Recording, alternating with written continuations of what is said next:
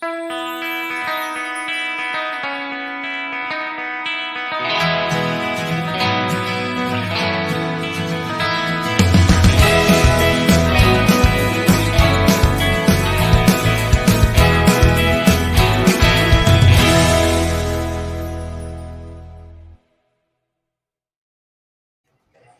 beautiful people. Good evening. Welcome back to our channel.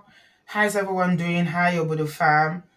You're welcome to the channel. I hope everyone is doing well. Thank you very much for being here tonight. It's a Tuesday, the 9th of November 2021. We thank the Lord Almighty for giving us strength. And I trust that you are doing well with your families and your loved ones. Thank you so much for being here tonight, for joining the show. And also, I want to thank everyone that is going to come later on. And we are having a guest tonight. As a matter of fact, we have a couple of guests. So like if you saw in my community page, I already told you that my guest is from Chicago. Her name is Iyabo, and she's come here tonight to tell us a little bit about, her situation and why we are here tonight. And by the grace of God, we want to tonight. We're going to do everything within our power as God gives us strength to support Iyabo. She's one of us. She's our sister. She's our friend. And even though we don't need to know her, but you know how we do it usually on this platform, we don't need to know people. This is a safe place for people to share without the fear of being judged, without the fear of condemnation, without the fear of being shamed. Okay? Everybody has their journey in life, and this is Iyabo's journey. She's come to share it with us tonight. And I just want to encourage you, my Obodo fam, you know how we do. Please be respectful when she's speaking. Try to encourage, try to uplift her. She needs a lot of emotional support, and that's what we are going to try to provide tonight and from tonight onwards. If you have not yet subscribed, I encourage you to do so. You cannot make a comment in my comment section except you are subscribed. So please hit the like button and make sure you subscribe. And if you put your notification bell on, then you get notification whenever we have the live shows. So I welcome you. Thank you very much. Make sure you hit the like button as you're coming in. Thank you very much for the love. No non-judgmental zone. Yeah, Monilola, you know that. We don't judge. And for those of you who are still out there saying that we're always coming here to shade people, we are one-sided, Auntie B is biased, she's against men, that is your own cup of tea. Okay? I don't need to prove anything to anybody. By the grace of God, with one mommy that came, Paul, the other day, I think I've been able to demonstrate to those who care to know that the platform is not against any gender. What we are against is abusive relationships, abusive people that perpetuate some certain behaviors that are detrimental to the other person. That is what we are against. We stand here, not as judge or jury. We are not a court of law. So don't come here and say, let's hear from the other person. We don't do that here. We listen with an open heart and we provide support as God gives us strength. So thank you so much, everyone. If you live in Chicago, I welcome you. If you live in the US, I welcome you. I'm going to need you tonight. So please be ready. Put on your hearts of compassion because you are going to help me and we are going to all join our hands together to help Iyabo tonight. So without wasting much time, I've got Iyabo in the studio. I've got her daughter. Her name is Ade. And I've also got a family friend, Tundu. They will speak later, but I'm going to bring Iyabo first of all to the studio to have a chat with us about her circumstances. Iyabo, you're welcome. Yes, ma. Yeah, How are you, my darling? I'm fine, ma. You're welcome. How do you feel? Okay, ma. Okay, so you already seen a couple of our shows, so you know how we do it.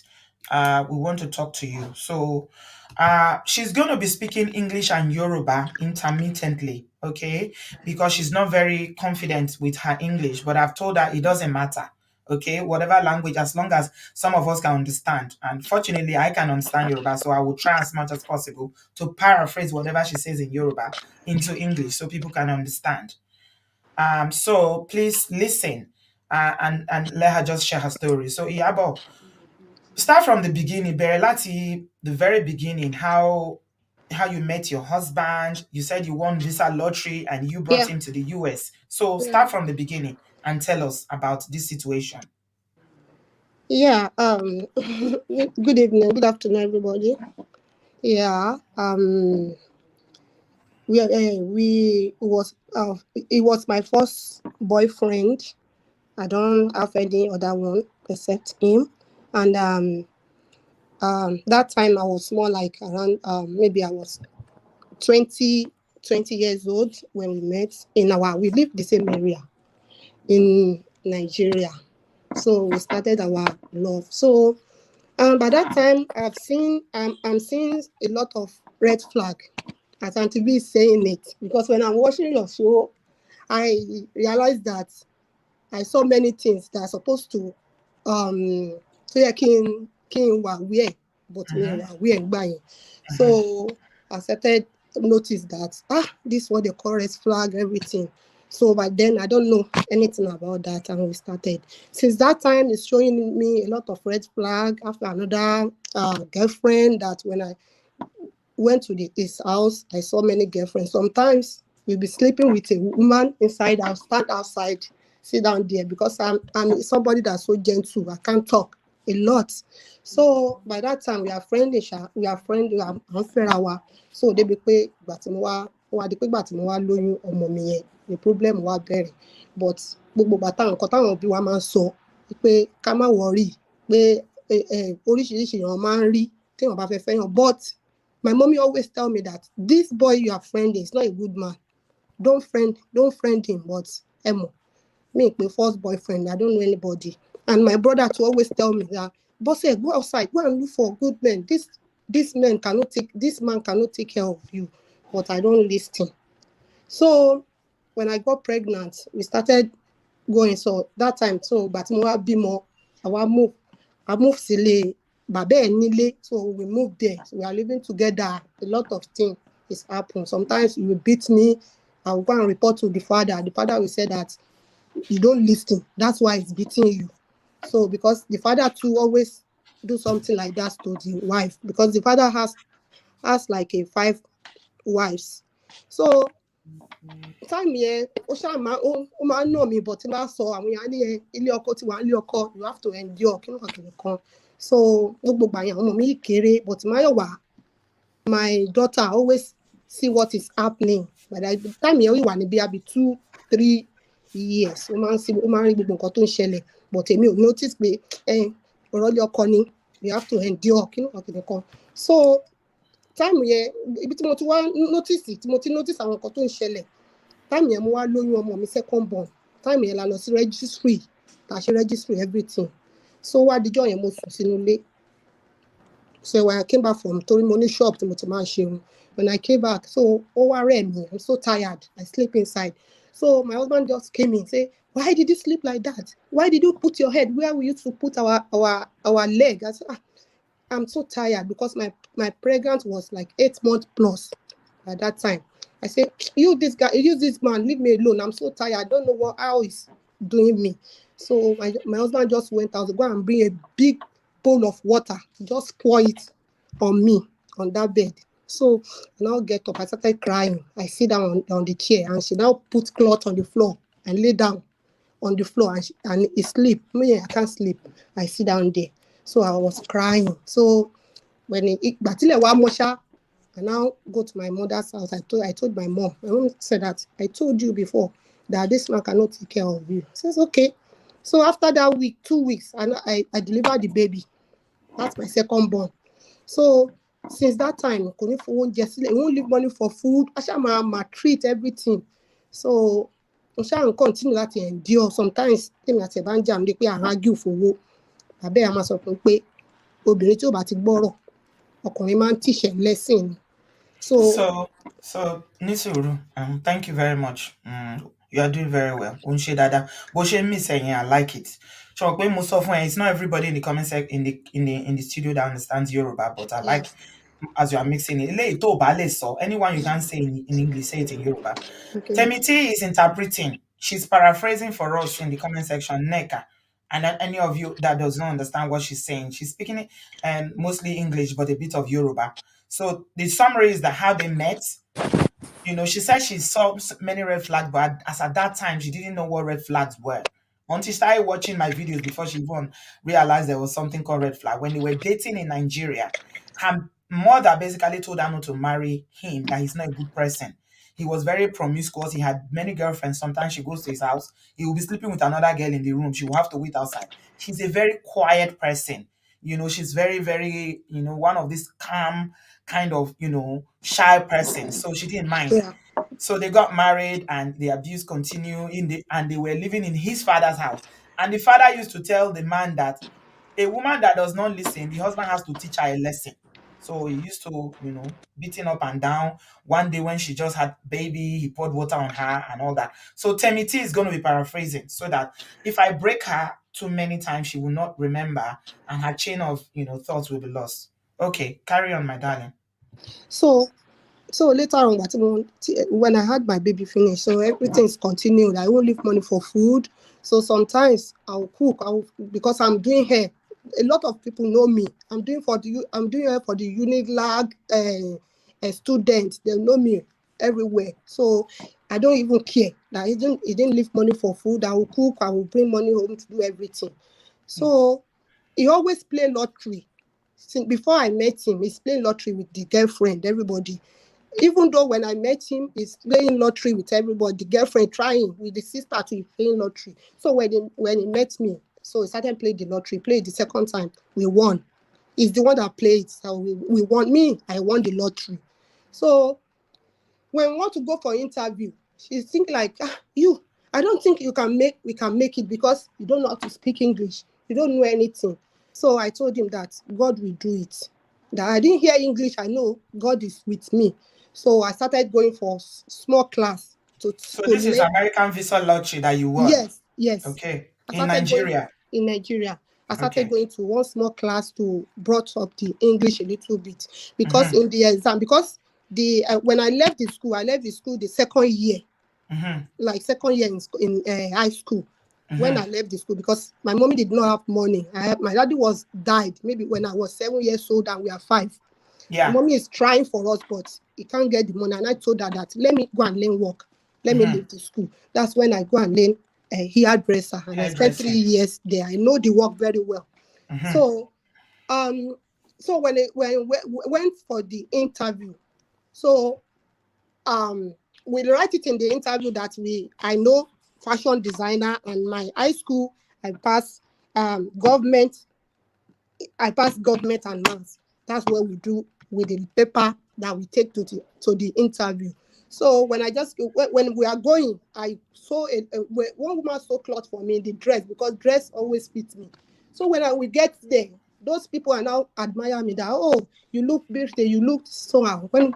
Okay, let's cut the story short.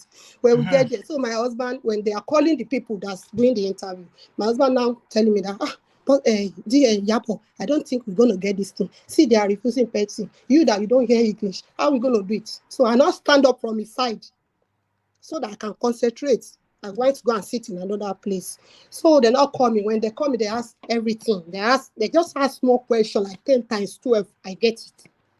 That time they say, what government? Who is the person that is on, like our president that time?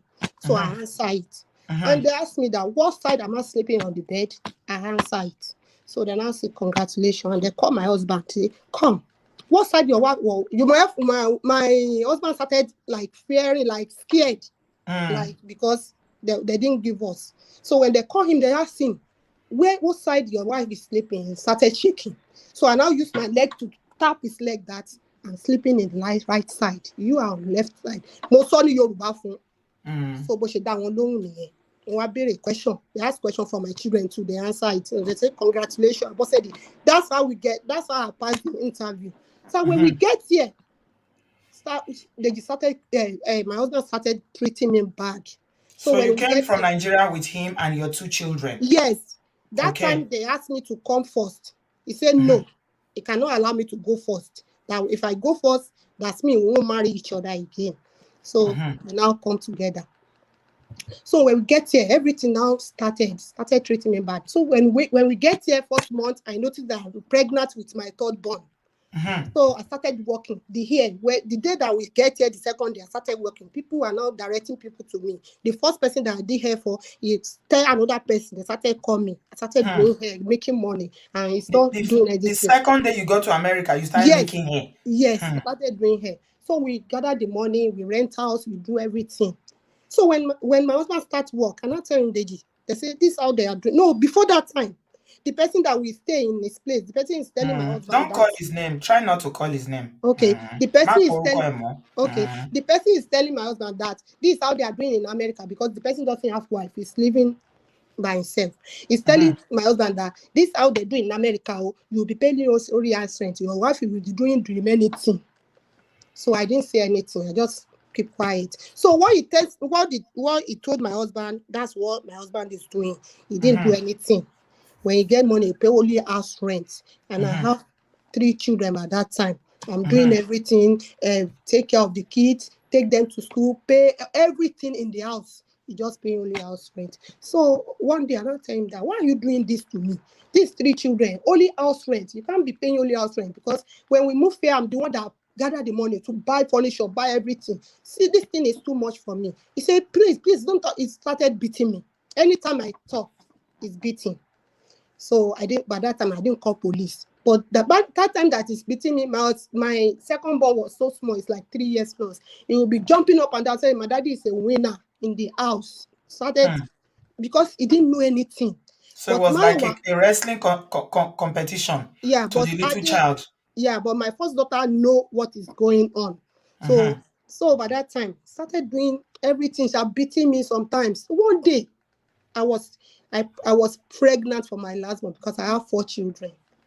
So one of my customers saw me in the road, said, you this woman, you like this thing, no? Why do you go and pregnant again with all this problem you are going through? I look at the woman like this, I laugh. So I now go. So in that pregnant, I'm going through a lot. One day, I was in the room, he's on the bed.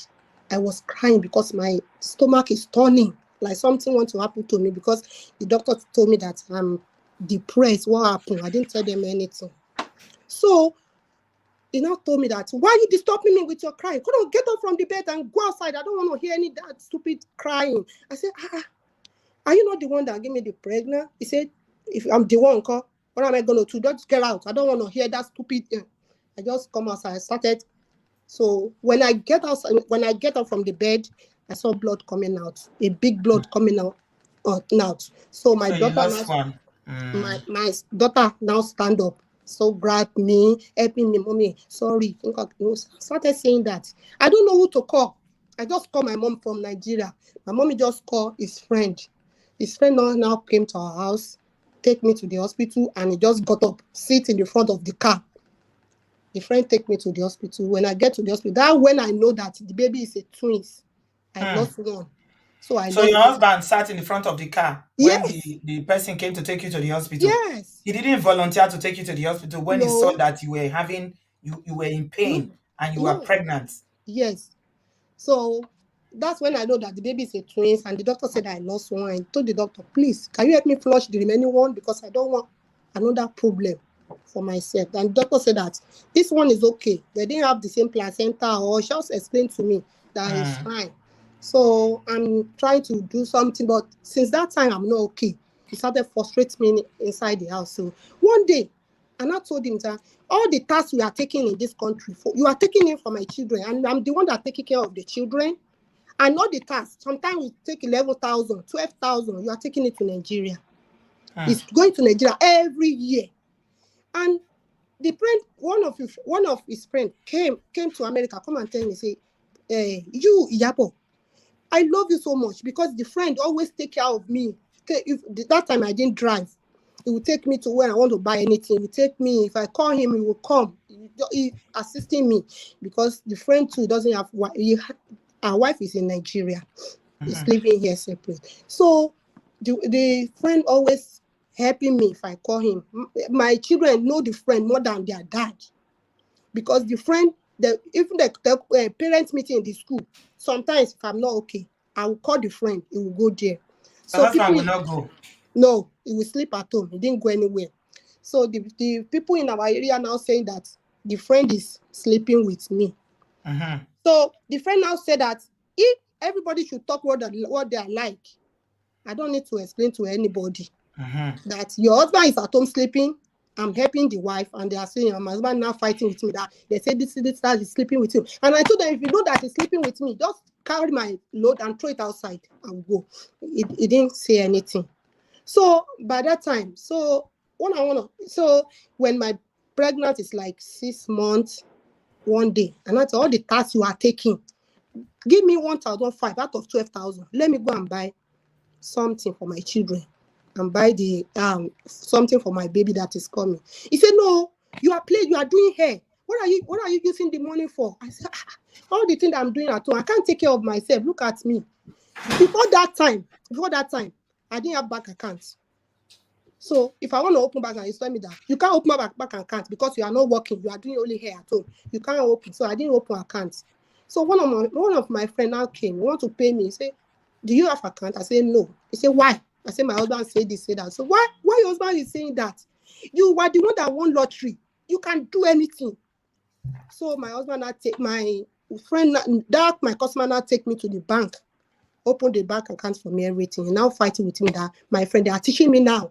They are teaching me what they don't supposed to teach me. Your housewife, my customer that took me there, he doesn't have husband at home. That's why he doesn't have husband. Started saying a lot of things. So I opened the account. And I told you before that they say when people, husband and wife, came to the America, they have to cooperate, have the same bank account. You say no, you cannot open account with me. I said that's fine.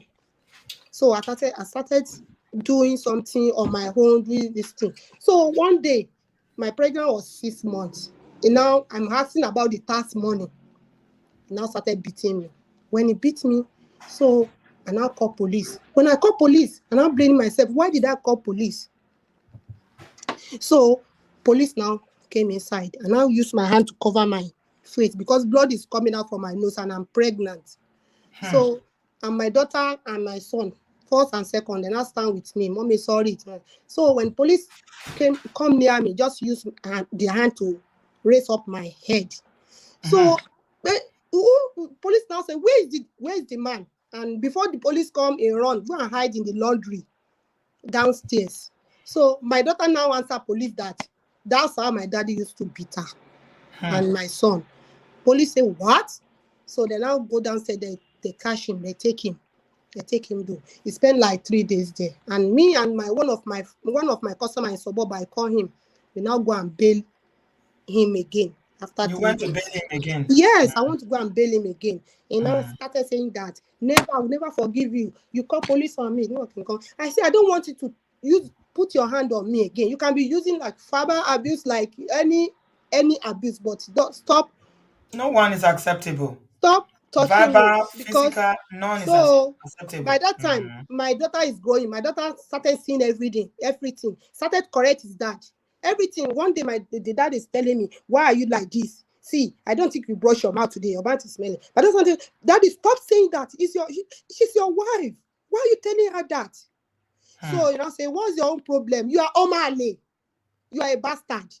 Why did you get into our so Mayowa I did see everything. So after that, a lot is going on. So So when we spoke, thank you very much, Iyabo. You are doing very well.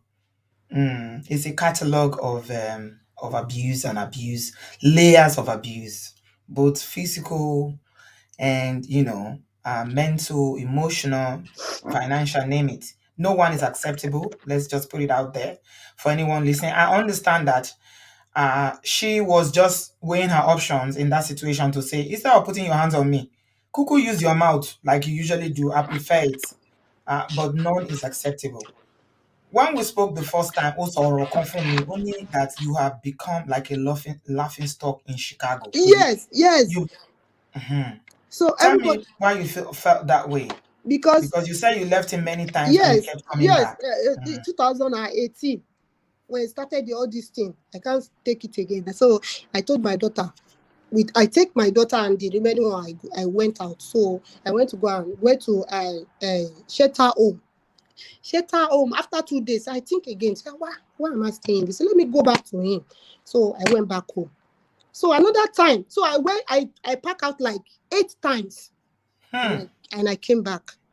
So I call my mommy in Nigeria that when I came back, everything is going the same thing. So people are not laughing at me. Some people are saying, why is it going up and down? Maybe you can't leave the husband. You know, they're now saying a lot of Abusers things. never change. They don't Yeah, and I change. have to If you say go and this. come 20 times, So he's remained because that's so who he is. so so concerning my daughter's own, my daughter, he never do everything. Anything that my daughter did in the house is a problem because he used to tell him the truth. Because that time my wife is like 18, 17, started telling him, Daddy, you don't do this. Daddy, don't do this to my mom. It's not right. So he started calling her Omali. So one day I'm not at home. That my last baby. She's a preemie, but she has like a lot of asthma, something.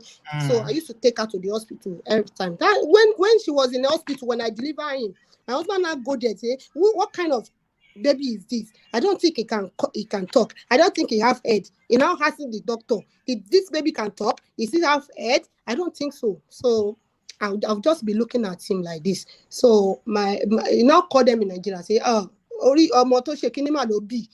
I don't know how to put it. It's Almost, okay. Yeah. I don't know to Yes, shake on any man Yoruba. will be. Now started laughing at it. When the baby want to talk, it's first of all called daddy.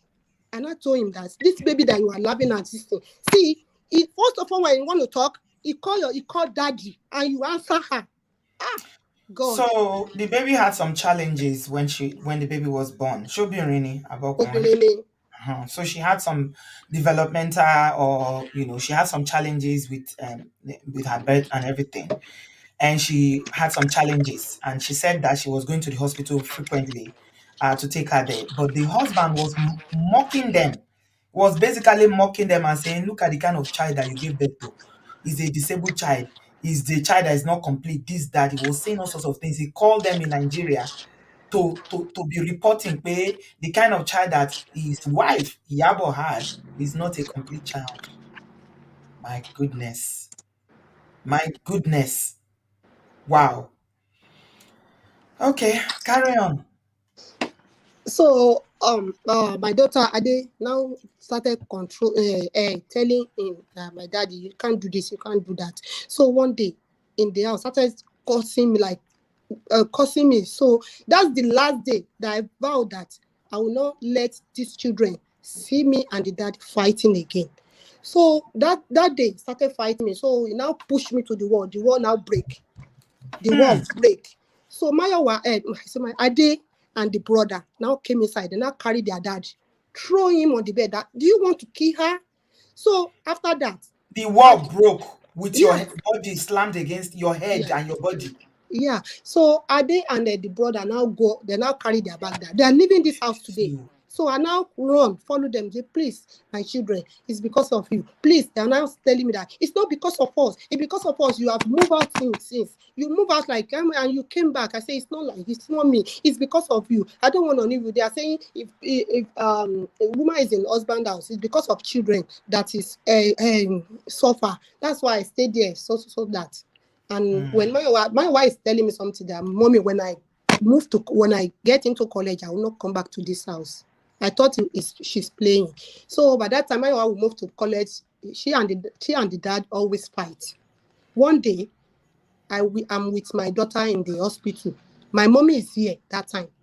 So my mommy now say, my mommy is here that time. So he now fighting with me that why did I buy a car?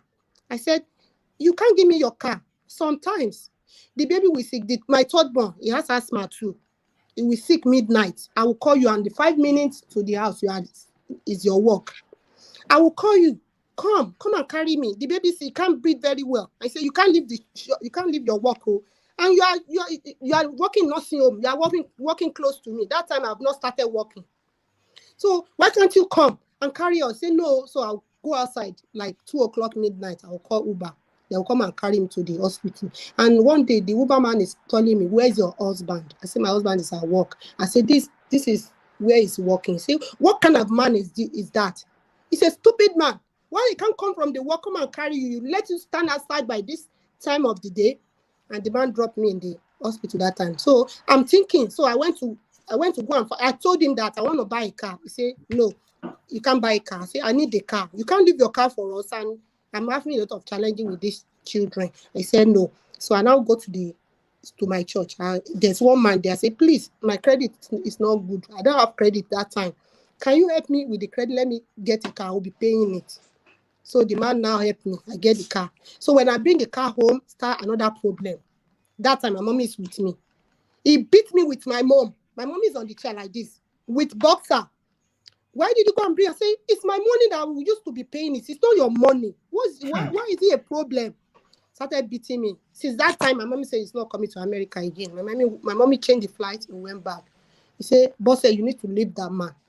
So since that time, I'm trying to leave and come back, leave and come back. So I just the one that happened this last. So my daughter lived this. My daughter went to university. She didn't come back again. She's telling me, mommy, I can't concentrate because you are living with that man. I'm having trauma. Like the man is beating you every day. I can't concentrate. You need to concentrate. It's your life. Face your life. Leave me. He said, mommy, I can't leave you. I love you more than that. So I don't know that thing is really affecting her. That's how he dropped the school. He dropped the school. He can't go to school anymore. And I used to cry every day. And he started telling people that I'm the one that I didn't let her train my daughter. That I'm the one that caused it. I'm the one that I didn't let her train her. That if I allow him to train her, he will not drop the school. He's telling everybody like that. And people are saying, the sister is here too. The sister too is fighting with me.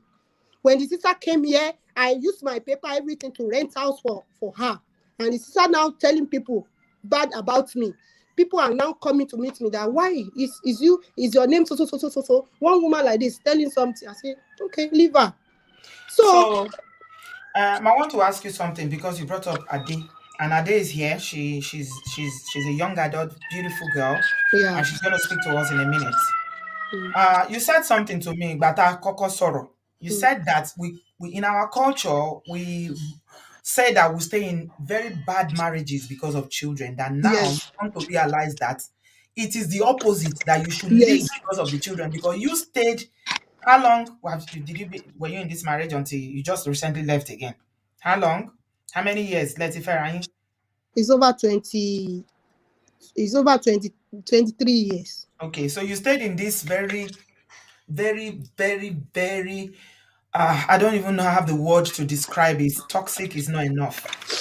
For 23 years. But you said that as a result of staying, that your children that you thought you were protecting or you were helping by staying are now suffering as a result of that. And that you now know that you should have Yeah. left. And the Yes. children are saying you should have left. So you Yeah. don't stay in an abusive relationship for children.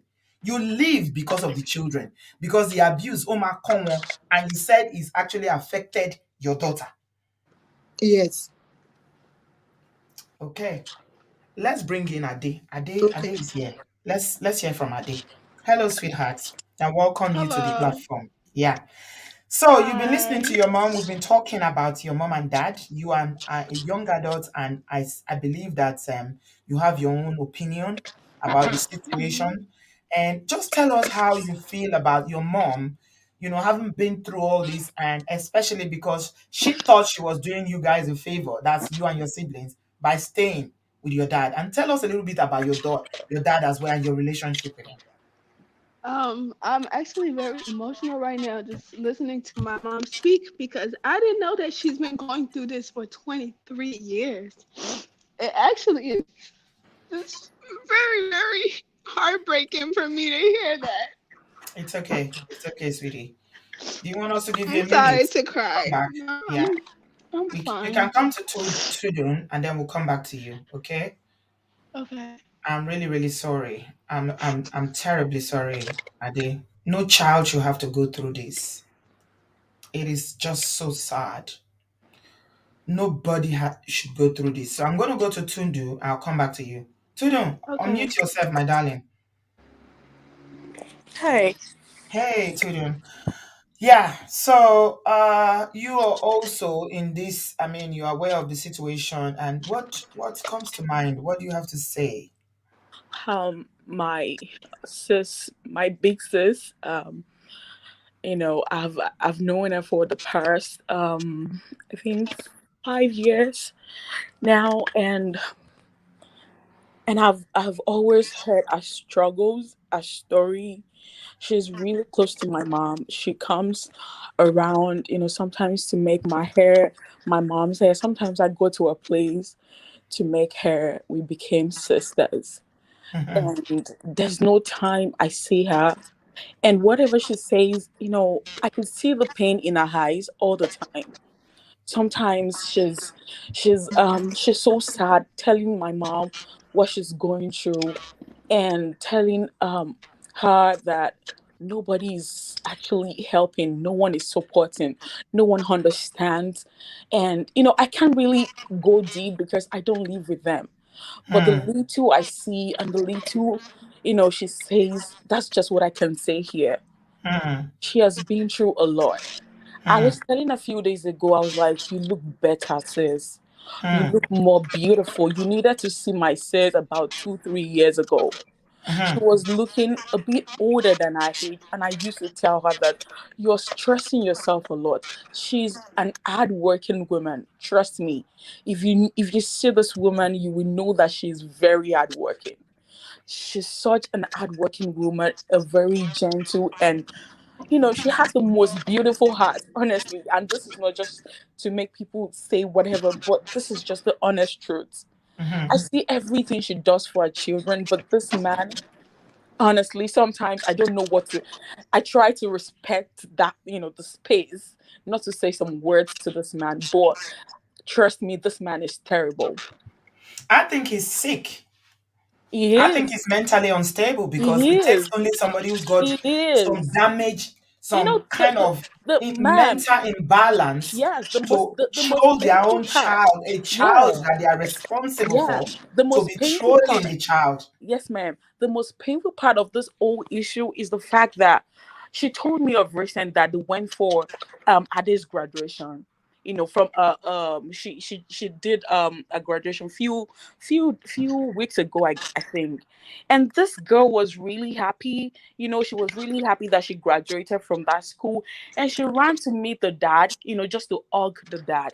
And this man pushed his daughter away, like literally pushed his daughter, saying that he doesn't like what he's wearing outside publicly, pushing your own daughter away. Like, seriously, who does that? Who does that to his own child? Who does that? Like, that was the height for me. I was like, no matter what, regardless of what your child is wearing, you don't embarrass them, or your family. You don't embarrass them outside. You show a sign of love. Okay, you hug the child. She was so happy, come running to you to hug you. You could have just hugged and just told, whisper to her ears that, oh, I don't like what you're wearing. But you still show her that love. Does he buy clothes for them?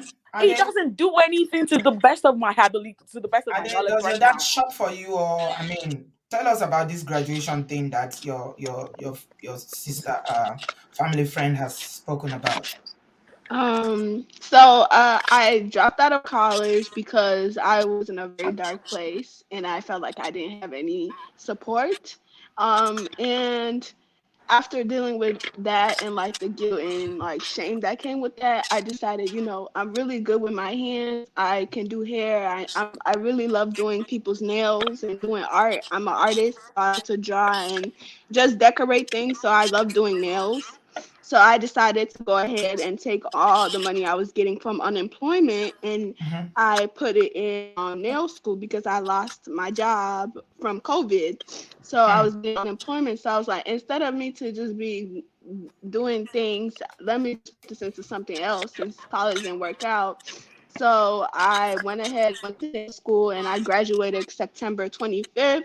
And, Hmm. I've been trying to work on things between me and my dad's relationship. I've been, kind of just not filtering myself and letting him know what I need from him and how I need it. But he seems to have this cognitive dissonance where he can't ever see his faults. Hmm. So it's been a difficult process of just still trying to create the space to acknowledge his feelings, even when I know they're not valid, just acknowledge it so he can meet me in the middle. So then I decided, okay, we've been kind of talking. Things are just a tad bit better. Not great, but a tad bit better than what they were because I was not talking to him for a long time. But it's like now we're on talking terms. So I was like, okay, let me invite you to my graduation. And I invited him to my graduation. I don't think what I was wearing was bad. I felt like I looked very good, very cute, and it was my day. And I've been supporting myself since I was 15 years old. So he can't tell me what to put on, what to wear, even if I had my whole body out and showing. He doesn't have the place to tell me how to dress. So he came. So I acknowledged my mom, my brother, and I went and acknowledged him by giving him a hug. And at first, I reached for the hug. He pushed me, but I was like, I kind of ignored it, like okay. And I went further for the hug, and he pushed me harder, and that really hurt me. And that's when I decided that I can no longer have this man in my life, and I don't ever think I want to reconcile with my mother. I just kind of going through the grieving process of losing my dad. He's alive, but I've lost him, and that's something that I'm working with right now. Those are it's a lot of grief and pain that I'm working with right now, and I'm in therapy to help me with that. But it's just like for me to even, because I was very depressed when I left college. So, I was telling my mom about everything, and I finally felt comfortable enough to kind of open up to my parents about being depressed, because in our culture, there's Yeah. not a lot of talk about mental health, Yeah. so dealing with depression and complex PTSD because of him, and then working up the courage to sit in front of my parents, both of them, and tell them this is what's going on with me. And for him to, first of all, his response to me, opening up about my depression and holding him accountable for being a part of that, was just like, okay, that's in the past. We're moving forward. Don't be depressed. You have to leave the house. You have to come around your family. But how can I come around you when you don't even acknowledge that Who I'm said don't depressed be and I'm depressed? dealing Did with? he say to you don't be depressed? Is that what your dad Yeah, said? my dad. That's what he said to me when I opened Don't be up. depressed. Yeah, don't be depressed. Exact Did words. you want to be And depressed? Is this something that you go and buy in the market? Or exactly. is it so lacking in empathy that he does not Yes. understand that the way he has treated you and your mother is what have driven you to depression? Yeah, he is that lacking of empathy, to answer the question, because he doesn't see any fault in any of it. That's what really blows my mind. We've been in this country for 15 years, and you've inflicted abuse and trauma on all of us for the past 15 years, but you've yet to see any of that. So that tells me that you're sick. And I can't keep trying to explain to somebody who's sick and doesn't even recognize they're sick that I'm sick. It's not a good mix. So that was his kind of, the way he kind of took that. So I decided after that, only thing I can really talk to my dad about is, okay, how's your day going? How's my day going? I can't talk to him about my depression or my life in that way, because there's just no room for that. But I was still willing, because I still love my dad. No matter what, he's Of still my course. father, and I Yeah. acknowledge that, and I have love for him. Yeah. But the thing is, me being in my life is just too painful for me. And but at that time, I had the mindset like, okay, I accept him for who he is. I'm not gonna talk about my depression and my life choices and stuff with him when I opened up about my depression and having PTSD. But then after that was when I invited him to my graduation. I was like, okay, we can't talk about certain things with this man, but okay, I'll let him have some joy, in Yeah. seeing me To see graduate. you graduate from training to become something that you want to do. Exactly. After leaving school and just like being so down about that, I decided to move forward, even if it's not graduating a 4 year university. I still got up out of a very deep depression where I couldn't even get up to brush my teeth or shower or eat. I lost 32 pounds. I lost Wow. 32 pounds Oh, when I went I'm to so college. sorry. I'm so And sorry. and you went to college and he expected you to be able to study in that mental frame where you And were at that time. I mean, oh my God, I am really, the really sorry, crazy Ade. thing about it all was that even fast forward to senior year, that's when I started. I just had it, I had it. I left. I actually left before I graduated high school. I left my parents' house and I went to live with some friends at the time for like about like 2 or 3 days. And my grandmother and my mom begged me to come back because I just couldn't deal with him anymore. And at that time, I was also just going through a lot with being a senior. I was working a job and I was doing a lot of programs to help me get into college and to help me pay for college because my dad already made us understand from a very young age that he's not willing of, of financially supporting us. So, And yeah. so I worked a lot senior year and I did a lot of programs besides just being in high school and being a senior. It's a lot of work being a senior because you're not only having to do your schoolwork, but you also have to do the college application process. And also, I was in two college placement programs. I was taking college classes at IIT and I was taking college classes in the community colleges. And I was trying to do my own thing by joining like a poetry and art program because I'm an artist. I like art and stuff like that. So I was trying to make my parents happy in the regards of trying to go to college for free and like get money to support that because I know how much my mom has to do and I knew she couldn't support me financially. So I ended up getting a full ride to college and I was able to graduate even though I was not in a good place. And Congratulations. Well thank you done, so darling. much. And Congratulations. I celebrate you. Guys, let's give it up for Ade. Let's clap for her. Please. You did very, very well. I think your headphones is kind of shaking.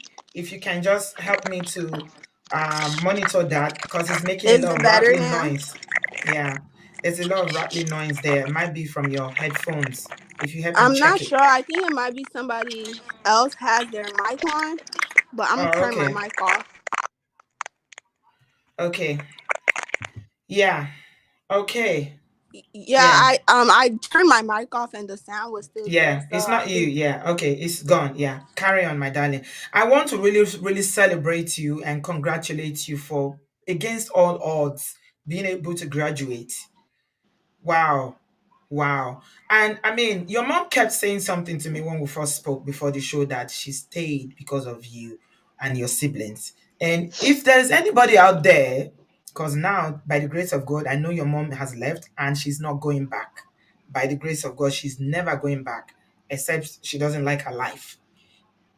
What would you say to African parents who are listening today that are going through something similar to what your mom and you and your siblings have gone through in the hands of your dad, a man like that is so abusive, that is so, that's treated you guys in such a very, very shabby way for 15 whole years? What would you say to that woman out there listening to this? listen to your kids, like, and I'm not just saying like in the sense of like spoiling them, but when your kids come to you in a vulnerable space, listen to what they're saying. Like, listen because a lot of the time when you are in a marriage and you have children, your pain becomes their pain. Your Hmm. trauma becomes their trauma within that marriage, within the dynamic of you and your husband or whatnot. Because seeing my mom in this relationship, it really stifled my growth in so many different aspects. Like, I don't have good stress management. I am working on my self-esteem and my confidence now at 21. I feel like I'm behind. I feel like I wasn't supported. I felt like nobody was looking out for me. I've been through so much other trauma because of the things that I lacked from the foundation of my parents and their foundation not being healthy. And it really hurt me that I had to leave school because I worked really hard to get into university. And for me to have to leave because of my mental health, because of living in an abusive household, it really hurt me because I wanted to stay in school. I wanted to finish my 4 years. I wanted to get my degree. And it hurt me that I had to leave because of so much pain that I just kept pushing to the side because I was trying to get out of my parents' abusive like relationship. I was trying to get out of their abusive relationship. Hmm. So when your kids tell you like this doesn't feel right, this just listen to them. Because at the end of the day, if it's really for the child, then they know what's best for them. And I Hmm. felt like with being in therapy, my therapist told me that it's like I was parenting my parents. I was their parents. I was trying to tell my dad this is right, this is wrong, what his parents should have taught him. I was trying to Hmm. do that. Another thing that I feel that hurts me about this whole situation is the way my dad speaks about me, like I am this wayward child. However, for the past 15 years that I live with my both of my parents in the US, I have had to be my father for my siblings. I played his role, even to the Hmm. fact that something breaking in the house, they're looking to me to fix it. Hmm. I used to get out of high school, go to daycare, pick my sister up from daycare, take the bus home. I did everything that he didn't do. I was my mom's support, mental, emotional support, sometimes even financially. Like even till now, I struggle with like just spending money in a way that's not from having that mindset that, oh, my mom can't take care of me, so I have to do certain things with my money, do it a certain way, even though I'm a young adult and it's time for me to live my life and explore different things. I still have that mentality that I have to fend for myself because I don't have parents who can support me, Hmm. And also, it's just like the fact that this person has caused me so much pain, yet invalidates everything I've ever done. When I went to college, I bought everything, move in. I suggested to my parents having a graduation party so people can like give me things that I would need for college. And my dad said, no, that's begging. We can't do that. However, when I went to college, I had to go thrifting, going to thrift stores to get everything I need out of my money from my own pocket from working and support from my mom as much as she could give me. My dad wasn't there when I moved into college. However, his church is at my college. Can you believe my dad's church is at my college? Yet for the year and a half that I was in college, he did not come to my dorm, not once. He didn't come like, hey, I'm on campus, meet me at this spot. No, but he was there every other Sunday with He his was going job. to church in the campus. At the The university devil's campus. also, the devil also goes to church, right? Mhm. Yeah. The devil also goes to church. So, but he was going to that church. I don't even Mhm. know how someone like that can go to church. What is he learning from the He church was that is going he to beat his wife? he wasn't going to church. He's a CNA, so he takes his individuals who he takes care of to that church every I Sunday. see. Or is the Yeah. clients that are the church goers? They are the ones he takes to Mhm. church. I Yeah. see. And I see. while they're in service, he can leave. He doesn't have to sit there the whole service. He can leave and do other things. Like I've been a caregiver and I know what they could do. And he could have at least had me meet him at the church. But that neglect, I felt so hurt and neglected freshman year of college. I felt like, what did I do to this man for him to just treat me like this? It's okay, my darling. It's okay. It's okay. It's okay. I want to encourage you, Ade. You are such an amazing young woman. I mean, look at the way you speak. You say you're suffering from self esteem, but I think you are quite confident in speaking. I've seen you when you got into the studio, and I know that you are an incredibly beautiful young woman. And I want you to realize that the things that happen to us in life, yeah, even though they seem so shitty and we feel, I mean, like in your case, it's a bit extreme because you've had to endure, you and your siblings had to endure this very traumatic relationship that your dad and your mom have put you through. And you actually said, I'm writing as you're talking, because you don't even know how eloquent you are. You say, I parented my parents. I had to be teaching my dad what to do and not what to do. And if he was even listening, it would have been good. Perhaps it would have changed. But you already established that he doesn't have the ability to even recognize when he's faulty, when he's at fault. He never recognizes that he's wrong. But what I want to say to you, Ade, is that I don't think you should be too hard on yourself. I'm sure your therapist would have told you that about college. Don't be. Don't be. Okay? People go to college at 40. People go to college at 50. It doesn't matter.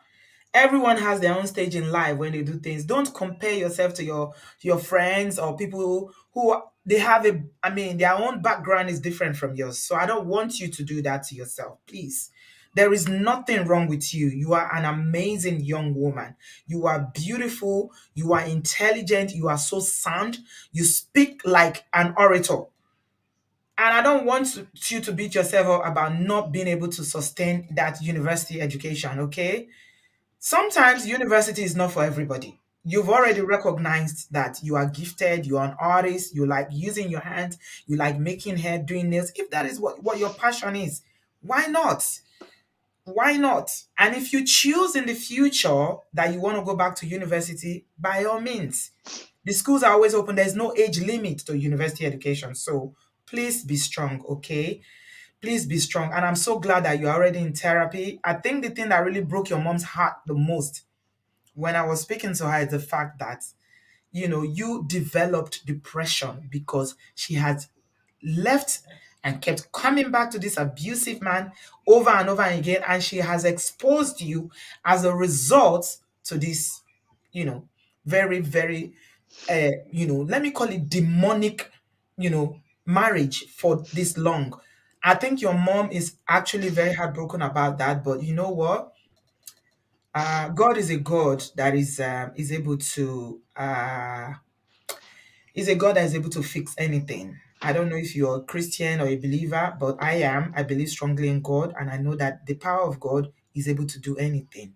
So please don't be hard on yourself, okay? When your mom told me tonight that you were going to come on the show, I was a bit worried because I wasn't sure, especially because she told me that, you are dealing with so many things and all that. But when I spoke to you, your laughter, the way we introduced ourselves and everything, I was like, okay, you are doing well.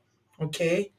You are doing well. You know what? What I want to advise you going forward, your dad is never going to change. And I'm sure you Mhm. recognize that already. Oh yeah. Yeah, he's never going to change. That's who he is. He'll probably Mhm. remain like that for the rest of his life. So Yeah. I know as a child, you always expect your dad to love you. You want them to show that you want them to see you. You want, like you said, that your heart was broken when he didn't come to check on you on campus and all that. Just, you know, walk your way through it and just let it go. Just Mhm. let him go. Love him from afar.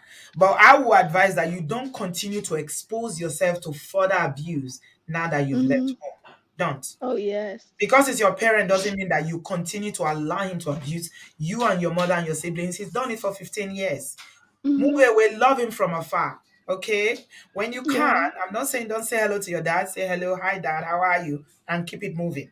Okay? Don't put yourself in a position where he will set you back the therapy that you're already doing, that he will Mhm. set you back on the work that you're building to build your confidence, to build you, to make your mental health better, to be in a better place, to stabilize your life. Don't. He has no right to do that. He's done that for 15 years. Say enough. This is Mhm. enough. Okay? Yeah. Yeah. Mhm. One Uh, more thing. I would like to say one more thing about yeah. just domestic violence. Yeah. It's not a good thing for your children to experience that thing because it sits with them. Like when I was younger, I would have a lot of bad dreams about my mom being killed. And I don't think my dad ever intends to kill her, but I feel like I was always afraid that she was gonna, I would always have to prepare myself for my mom's death from a very early age. And I don't think my mom understood that. Like when I would tell her, "Oh, I had a bad dream that this happened." No, I had to literally mentally tell myself that if this keeps going on and if there's the chance and possibility that I can lose my mom, and when I lose my mom, this is what I'm gonna do. I had Yeah. to do that at Yeah. 9, 10. And Yeah. even though my mom said she's left about 8 times, for me, for what I've counted and what I've noted, it's been about 12 times. And That he's I feel like attempted. That he's that done my things that could have taken her life. no, I'm talking about my mom leaving him. Oh, she And I left feel 12 like, times. yeah, from Mm. my own account, it's been about, this is gonna be the 12th time. And Mm. I feel like my mom has been in that trauma for so long that she doesn't even recognize how long and how intense and how extreme. And sometimes when I think about it, it's like my life has been a movie. And like, this is what you see in movies. But it's just like, wow, this does happen. So it's very important to listen to your kids. And when violence like this continues, it really messes us up because those are our developmental ages. Like 9 through 18 is like the most important times of your life, and for that to be surrounded by abuse, specifically domestic violence, is really detrimental to not only your mental health but just your development as a human being. And my sister, who does have asthma and a lot of different health issues, it directly correlates with my father abusing my mom and putting his hands on her. And also my brother, who did have asthma, it directly correlates with the stress that she had to endure during that time. At one point, my dad stressed my mom out so much that she was in the hospital for 2 months before she had my sister, who was a premature. And at that point, I also had those thoughts like, okay, there's a possible chance that my mom might not make it. And I have to be prepared for that. And because Hmm. I know that I will have to take that role, I will have to take my siblings. And Wow. I don't think that my parents recognized how much me and my siblings went through in that with them. And that really hurts me because it's just like, how can y'all be doing this and not understand that this is taking a toll on your children? We are not just commodities. You having children is just not people that you bring into this world to help you move up in your life when you get older. No, we have feelings, we have thoughts, and we're human beings. We're not just commodities. We're not just, oh, I'm gonna have these kids so I can have a better life when I'm older. No. And I feel like in Nigerian community there's this like, have a lot of kids so your kids can take care of you in the future. No, have a lot of kids because you want to care and nurture for your children. Children are not commodities. So I feel like more in our culture we need to change that ideology that you have children because for your old age. No, you have children because you want to bring good healthy human beings into society. and Absolutely. and it's Absolutely just spot like on. Mm. we just need to love on women more in general in this society. Like women go through so much, so Mm. much. And a lot Mm. of it, because I was talking to, I don't know who I was talking to, but they made a comment that the problem with the world is useless men. And I agree with that to an extent because at my older age, I talk to a lot of people my age, and a lot of Black, African American, African immigrant children, a lot of us face the same things, and it's hush hush. It was times where I would talk to my school counselors when I couldn't really take things when I was younger, and I would get backlash from my parents and get in trouble because I talked to people at my school about what was going on because I was at a point where I didn't want to be alive and I was self-harming, and it was just like I'm being punished for trying to help myself as well. And it's just like there's no winning in these types of relationship. When there's abuse present, nobody is winning. There's no way to make it work unless you leave. And that's why I've been trying to get my mom to leave for so long. And I'm so happy that she found this platform. And I'm so Yeah. happy that Yeah. she reached out and is advocating for herself. That's all I feel like that's what I needed to see as her child to go the places that I need to go. Know that, like, yeah, if I really want something, I have to advocate for myself. And seeing my mom does do that, it actually is really helping me a lot.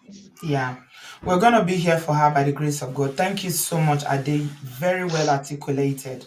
Everything you said, hopefully, is gonna make a difference to someone listening to this. I will got about 764 people watching, and more people will catch this later. And African parents, I hope you can listen. This is a diasporan, first generation Nigerian American speaking from the heart. If you are still that woman that you are enduring, it's my children.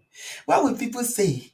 What will my church say? I hope you listen to what Ade has just spoken her truth on this platform. I hope you have listened to what it means for a 10-year-old child to go to bed every day with fear in her heart, thinking that her mother might not survive another beating. I hope you have heard the number of times that this man will carry. When Yabo told us that he will carry her, and he hit her on the wall broke. Torí Ọlọ́run. Anybody out there that will come here and start saying, Auntie B, you are one-sided. Auntie B, it's always women. You are taking their side. Well, if I put a curse on you now, it will come to pass. Because of the story of Iyabo tonight, if I place a curse on you, oh my shelori here. Because you want to tell me that you are happy for your own daughter, your own sister, your own mother to be treated like this.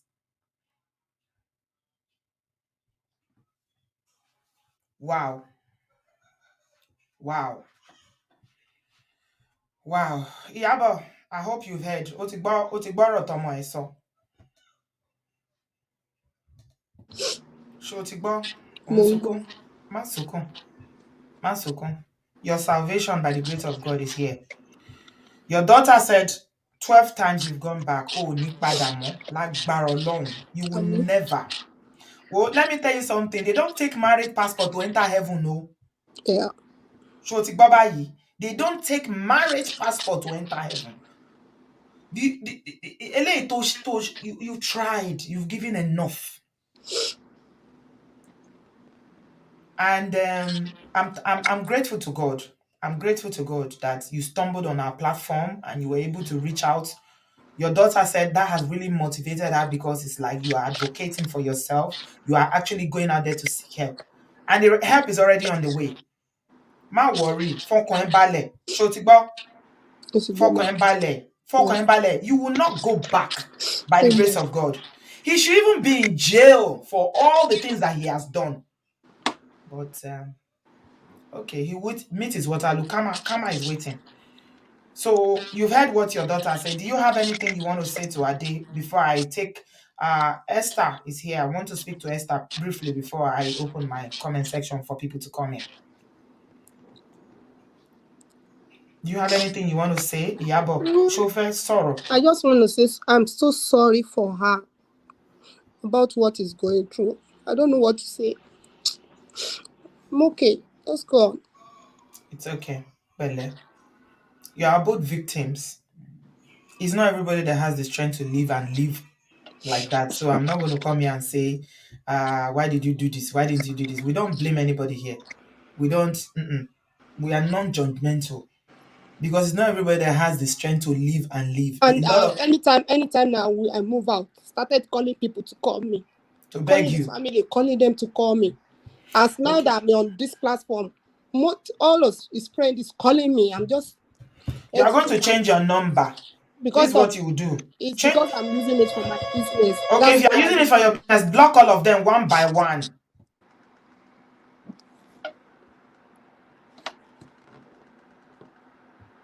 Block all of them one by one because this line is your business. So you cannot terminate your business because of people. Block all. You know how to block? Yes, I blocked someone. Block. Yeah. Are you afraid to block? No, I blocked it. Start blocking them one by one. Be blocking all of them. Anybody tó bá tún pè kó padà lọ sínú ilé yẹn, máa ṣépè fún wọn. Be putting curses on their head. Máa ṣépè fún wọn pé àwọn náà máa kú tó máa fa àwọn ọmọ wọn lẹ̀. Àwọn náà máa kú. Kọ́dún tó parí ni o, wọ́n máa kú. My son called Kò ń My friend ṣèwọ. called me this morning that my dad said that he's asking him that when is your mommy coming to pack the remaining load. My son is telling him that I don't know. She's You your will wife. Can you pack. call Don't her and worry. ask her? You will pack. We already have somebody working on your housing. Don't worry. Somebody in Chicago is already working on your housing. That shame, God is going to wipe it away from your eyes completely. It's not your you, and you shouldn't be ashamed. You didn't do anything. There's no need for you to be ashamed. It's your husband that has the shame. The shame belongs to And he will be him. telling me that people are laughing at you. No, Don't it's look at him yourself. that they are People laughing are at. ashamed of you. Him, They are hot laughing wife at you up beater and down. is the one they are laughing at. That he cannot even love his own children. Look at how his own daughter. Girls are the ones that are closest to their father. Yeah. Can I say one more thing? Yeah. Yes, my dear. Say it quickly before I move on to Esther, my darling.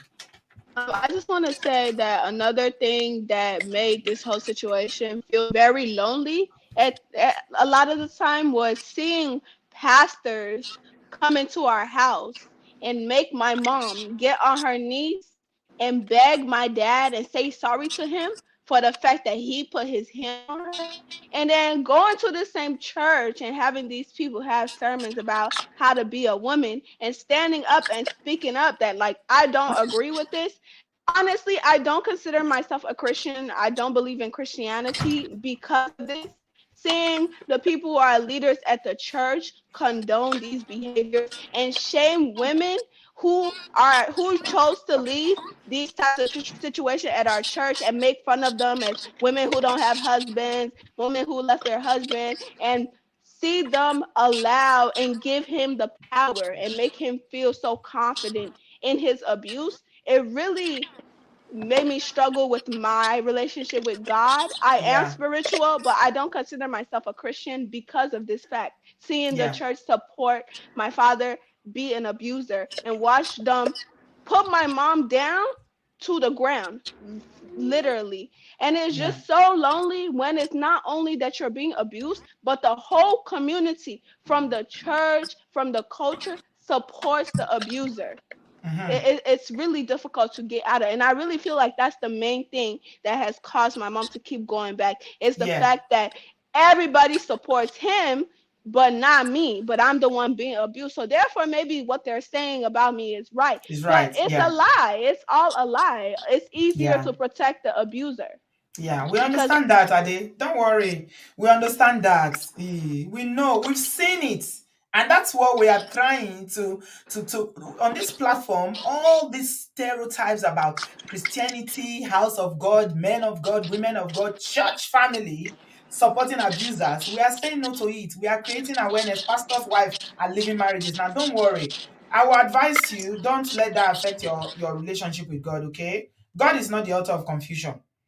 It is the man's is the people's interpretation. Africa, we interpret Christianity in the worst possible way. I give you a good example, Ade. Today I was at work, and I'm a social worker, and one of my clients, very elderly woman, she's in her 90s. She's got Alzheimer's. She has no family. So they called me yesterday and said, "Oh, she hasn't got food. Oh my God, what am I gonna do?"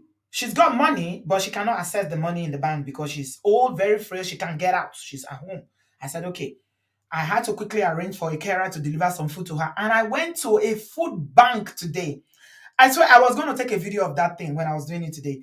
I went to a food bank today in a church. It's a Methodist church. They have a food bank. They open 3 times a week and they give food. I tell you, both Muslims, Hindus, everybody go to that church to take food. This is practical Christianity. But African churches, no way. They won't do that. Mm-mm. They will not. If you see the food they gave me, the food was so much. When I explained to them, I just told them, I showed them my ID. I said, well, this is it's for my client, it's not for me, but I need food until we're able to sort out her finances. They gave me so much food that I couldn't carry them. I had to call a cab from her house. It's just a 30 minutes drive. I didn't have a car. I called a cab. That is Christianity. So please don't allow your dad's behavior or the way the church people behave to affect your relationship. God is a God of love. He's a just God. But that church, the interpretation, and this is what usually happens, is different. So that is not God in action. So please don't Just pray that God will open your eyes of clarity and that you will understand God on your own level, on a deeper level, that you don't need any church or anybody to tell you that abuse is right, because it's never right. My point is that the way Africans practice Christianity, it is so shameful. It is wrong. A lot of Africans who live in the church and call themselves men or women of God, they are wicked people. They don't know God. So they don't represent God. They don't. Yeah, I'll leave that there. Esther, good evening, my sister. Hi. Hi, Esther. How are you? Are you Yabo's friend? Hi, good afternoon. Good afternoon. You Yes, are ma'am. you her friend? Yeah, she is my sister. She's your sister. Okay. Yes, ma'am. I've already Okay. told her. I know her for more than 6 years now that we've been moving together. Yeah. Despite the fact we work to the same place and we live Mm-hmm. very close to each other, she used to come to me, and once in a while, if I want to make my hair, I can go to her. Yeah. She's very nice and she's very hardworking lady.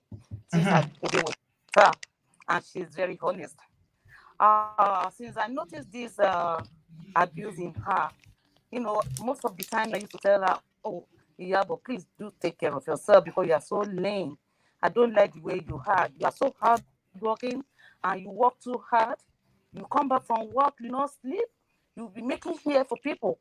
You sleep just like 2 hours. So she'll go When and do CNA. She'll come Yes, back and start doing hair yes, again. she work night. When you come back in the morning, she start making hair, and she go back to sleep around 9 p.m. Just like 1 hour break. And when this man come back from work or whatever, or when he woke up from his sleeping, he wants you to prepare food for him. The food that he's eating that is not even provide the money to prepare it. When their young one, I mean, the last daughter was sick, the little girl was having an asthma. This lady was admitted in the hospital. How are you coping? You go far, far, far, far. This lady was admitted in the hospital. You'll be the only one. You are doing the work of mother. You are doing the work of father at the same time. The father just there doing nothing. No help from him at all. He doesn't render any help for this lady. She will be the one to take care of this children. She will be the one to come back from work and give them their bath, prepare food for them, and she will be the one to take them to the school. Why this man will be sleeping in the house, doing nothing? So when this lady moved out, I supported it. But I told her, because this one is the fourth time that I knew. I told her, don't go back to this man because he doesn't want it. He is not a husband, he's an enemy to you. He's ready to kill. But don't allow him to kill you for your children.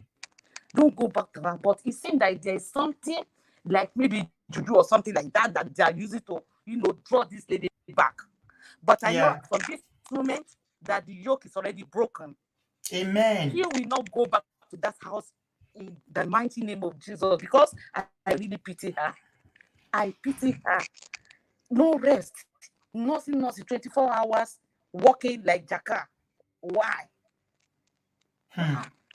Ah, please. It is well. Any Thank you help very much for can render, supporting please. her. Yeah. Mm. Yeah. Thank you very much for supporting her. We're going to do everything we can to make sure that she doesn't go back. Thank you So so at the much. moment, yeah, thank you, my darling sister. God bless you. Amen. Have a nice afternoon. Yeah. All right, thank you. So we are going to do everything we can to support. We are very, very happy to support Yabo. Yabo, you said that you are currently, because when we spoke last week, you were still there, but now you've left. Yeah, I left when I You are hear in your shelter message. now, you said. Yeah, when I listened to your message that you sent to me, that Mm-hmm. you want to kill yourself, you are still staying there. So when I get inside that day, I started calling people and talking about me. I just get up because I'm not okay. My head is like, it's like, I don't know. I don't even feel my head, anything. Mm-hmm. I just call my daughter. My daughter, mommy, go to that community center. Tell the lady, my daughter is so much. She's a good girl, so smart. She now told me, mommy, go. Mommy, you can do it. Mommy, Yeah. go. So I now went there. I talked to the lady. The lady said, okay, do you want to move to shelter with your children? I said, good shelter, because I love my children so much. I don't want them to be in shelter that they will join another gang there, because there are a lot of shelter in this area. It's not good. So the Mm-hmm. one said, don't worry. I know you from since 2 years now. I know you. So she now Mm-hmm. called the shelter. So I now talk to my son. He's 18 years old. He always play basketball. He go up and down, go to Atlanta, go everywhere. I told him, so I need to go. Please, do you Mm-hmm. want to follow me? He said, Mommy, I just get into varsity club. I can't leave now.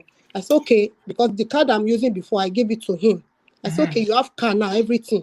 You can support yourself. You can do everything. If you need money, call me. If you need money, call me. I need to go. So I now packed my thing and went to that Yeah. shelter. That's where I Yeah. am now. But Okay. I used to bring my son to school in these areas because he's doing the selective enrollment exam now. That's why I always Okay. bring him. And Kini you unshojula, so you need to do yeah, my prayer. mommy Can calls you me. pray? My mommy, yeah, I always pray. My mommy is a lady evangelist. She No, always it's not calls your me. mommy that's going to do this prayer for you. You have to Yo, break no, I every just want to yoke. talk about my mommy. My mommy called You me. have Say, to pray boss, because there's your a husband is losing codependency something going for on. you. 12 times of living and coming back. Yes, Unshojula, so you have to yes, pray. yes. Okay, but we'll talk about the rest later. Mm. Thank you very much for coming to share your story. Yeah. Ade, I want to thank and appreciate you. Thank you so much, sweetheart. There are people already in the studio that want to talk to you. So if you don't mind logging off, just log off, then you can listen going forward so we can free up space for other people to join us. I appreciate you and I pray that your healing will be permanent in Jesus' name. Thank you very Amen. much. Thank All right, you. sweetie. Bye, sweetie. Thank you. Okay. My link is in the comment section. I am going to take Temi T first. Hello, Temi T. Hello, Auntie B. Good You're evening. welcome, my darling. Yeah, guys, it's a serious one today. Like I Yeah. wasn't expecting. Yeah, it was a serious one. I want to speak to Auntie Yabo first, right? I'm gonna Mm-hmm. speak to her in Yoruba, but I'm gonna say whatever I say in English also. Yes, yes. I wish she was still here. Is she still there? Yeah, she's listening. She's listening. All Mama right. so. Mm-hmm. Auntie Yabo, ẹ jọ̀ọ́ nítorí Ọlọ́run. Ẹ má padà lọ sọ́dọ̀ bọ̀bọ́ yẹn. Please don't go back, right? I lived this thing, right? I saw all what your daughter said. I went through it. I'll just say probably I was lucky. I'm just a very hard-hearted person. I try to strive. I just want to do better. But trust me, all what she said was they were just bringing like flashbacks. Yeah, I could Please, tell. Emma Pada, Mm-hmm. Emma Pada. Ṣé àwọn ọkùnrin yẹn wọn lè change that kind of man? Ẹ ti rí èèyàn tó ń parọ́ mọ́yàn. He was gonna lie against you and he'll be crying, telling lies, trying to pull support for himself. So he's not gonna ever get better. The more your daughter tries to say, okay, let me get close to him, ó máa turn ẹ against him, ó máa poison ẹ. As in issues that even happened that they witnessed, he will try to change it. Tí wọn bá dẹ̀ fẹ́ agree pẹ̀lú ẹ̀, he's going to like what I just said was that if they don't want to agree with him, he will kind of make an enemy out of them and make it seem like, oh, they're very bad children, they're not obedient, they don't love their father, they're supporting their mother. Right? Ẹ jọ̀ọ́ nítorí Ọlọ́run. And we share your second name, Bọ́sẹ̀lẹ̀ mi náà ń jẹ́, my second name. Ẹ jọ̀ọ́, àwọn wọn lè change.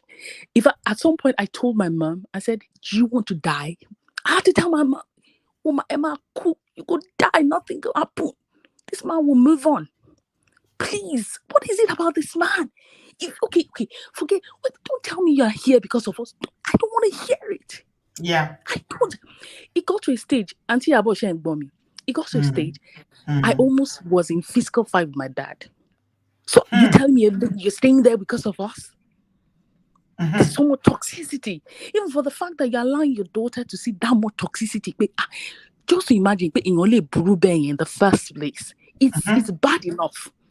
Please, we can't change who we are or probably through whom we came into this world. But sharing math mo graduate, doctor ni mi. Àtijọ́ tí mo ti graduate, but man yóò bá mi sọ̀rọ̀ mọ́. He's not spoken to me. So please, life is wicked sometimes, right? Please let your daughter just move towards the good path.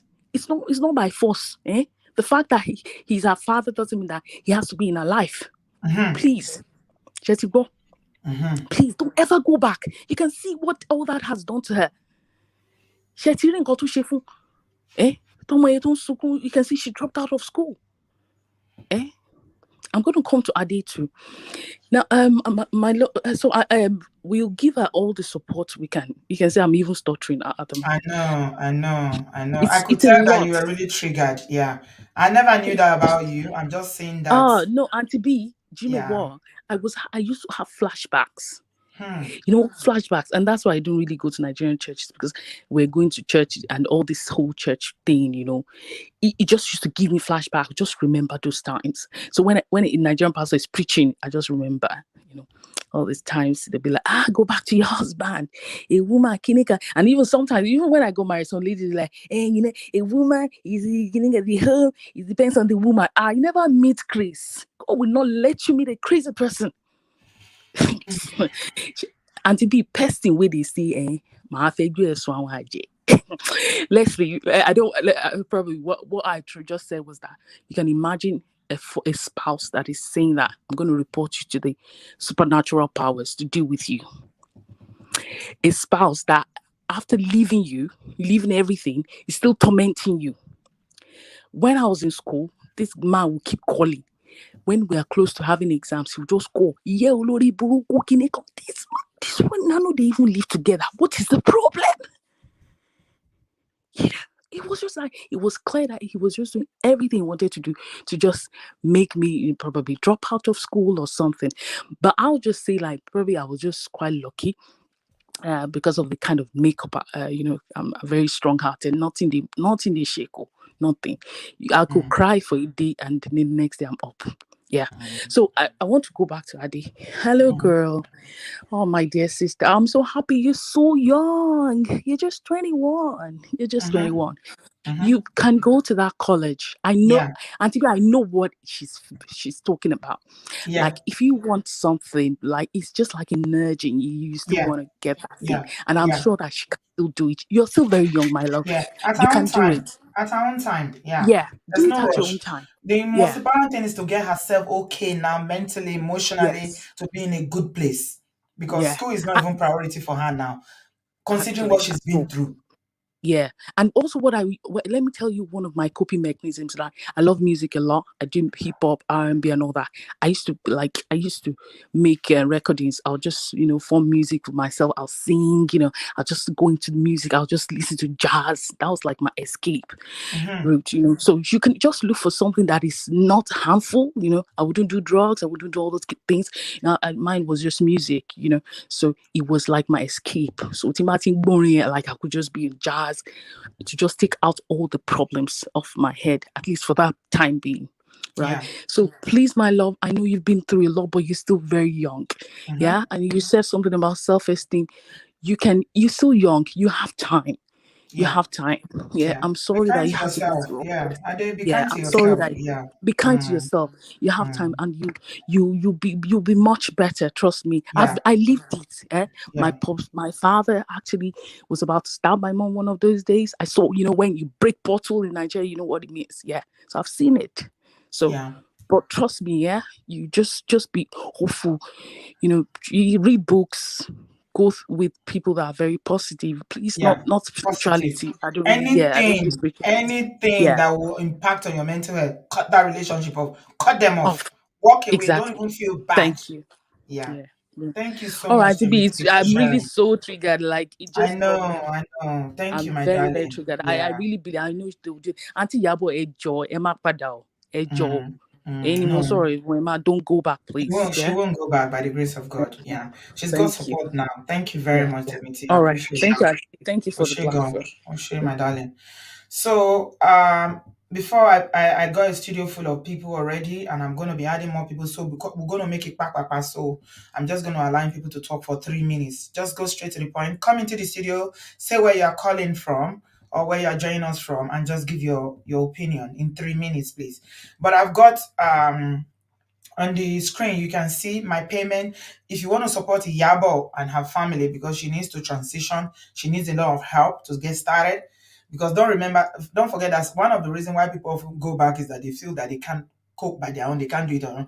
As much as we want to provide emotional support, we also want to give her some financial support. So please use my PayPal or Cash App is on the screen there. Use it and let's help Iyabo. Let's not just do lip service. If you are touched by this story and you want to join hands with me, please let's help. I've got you next, Chin. Yeah, right. Hello, good evening, everyone from this side. Can you all hear me good? Yes, we're hearing you, Chinyere. How are you? I'm doing well. Good. Oh my God, I was like crying during the whole time. I mean, it's so emotional. It's so painful. Like, I feel like going to that church and just biting all their ears off. Like, it's so. Oh my God. But I would like to encourage Auntie Yabo. I know that right now, you probably feel like your world is crumbling down. I would just like to encourage you to just trust in God and know that you have a better future ahead. Completely forget about um, who's shaming who. Like just completely forget about the shame, like with the Nigerian community, all those things that I'm going to start calling him your ex-husband, even though you're not divorced yet. But I'm, Yes, I'm going to yes. start calling him your Thank you. ex-husband because Ex-husband. Yes. that will put you in a mental space that you're done. Mm-hmm. So, and you just refer to him as your ex-husband, and that's how it will be spoken into existence. What he's doing is just a way to just break your spirit, just chip you away, small by small, until like you're nothing.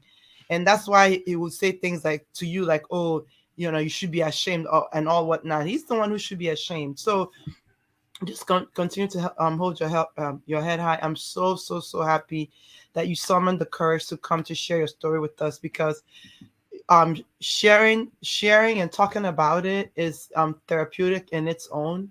Yeah. It's therapeutic in its own. So like that's the number one step. And just anytime that you are triggered or feel like you want to go back, you can call Auntie B. And Auntie B, oh my God, like I don't know if you have any idea, maybe a little, a little bit, like what God is using you to do in our community.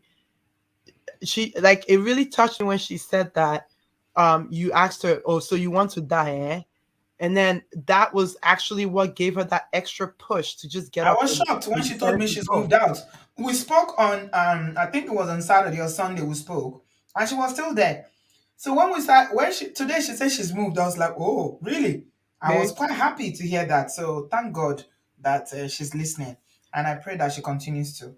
And I Mm, won't take too much more of your time. I just want to say one thing to Ade. Ade, I'm so proud of you. You're such a strong, courageous young lady. You have no idea how strong you are. And, God placed you in that family for a reason.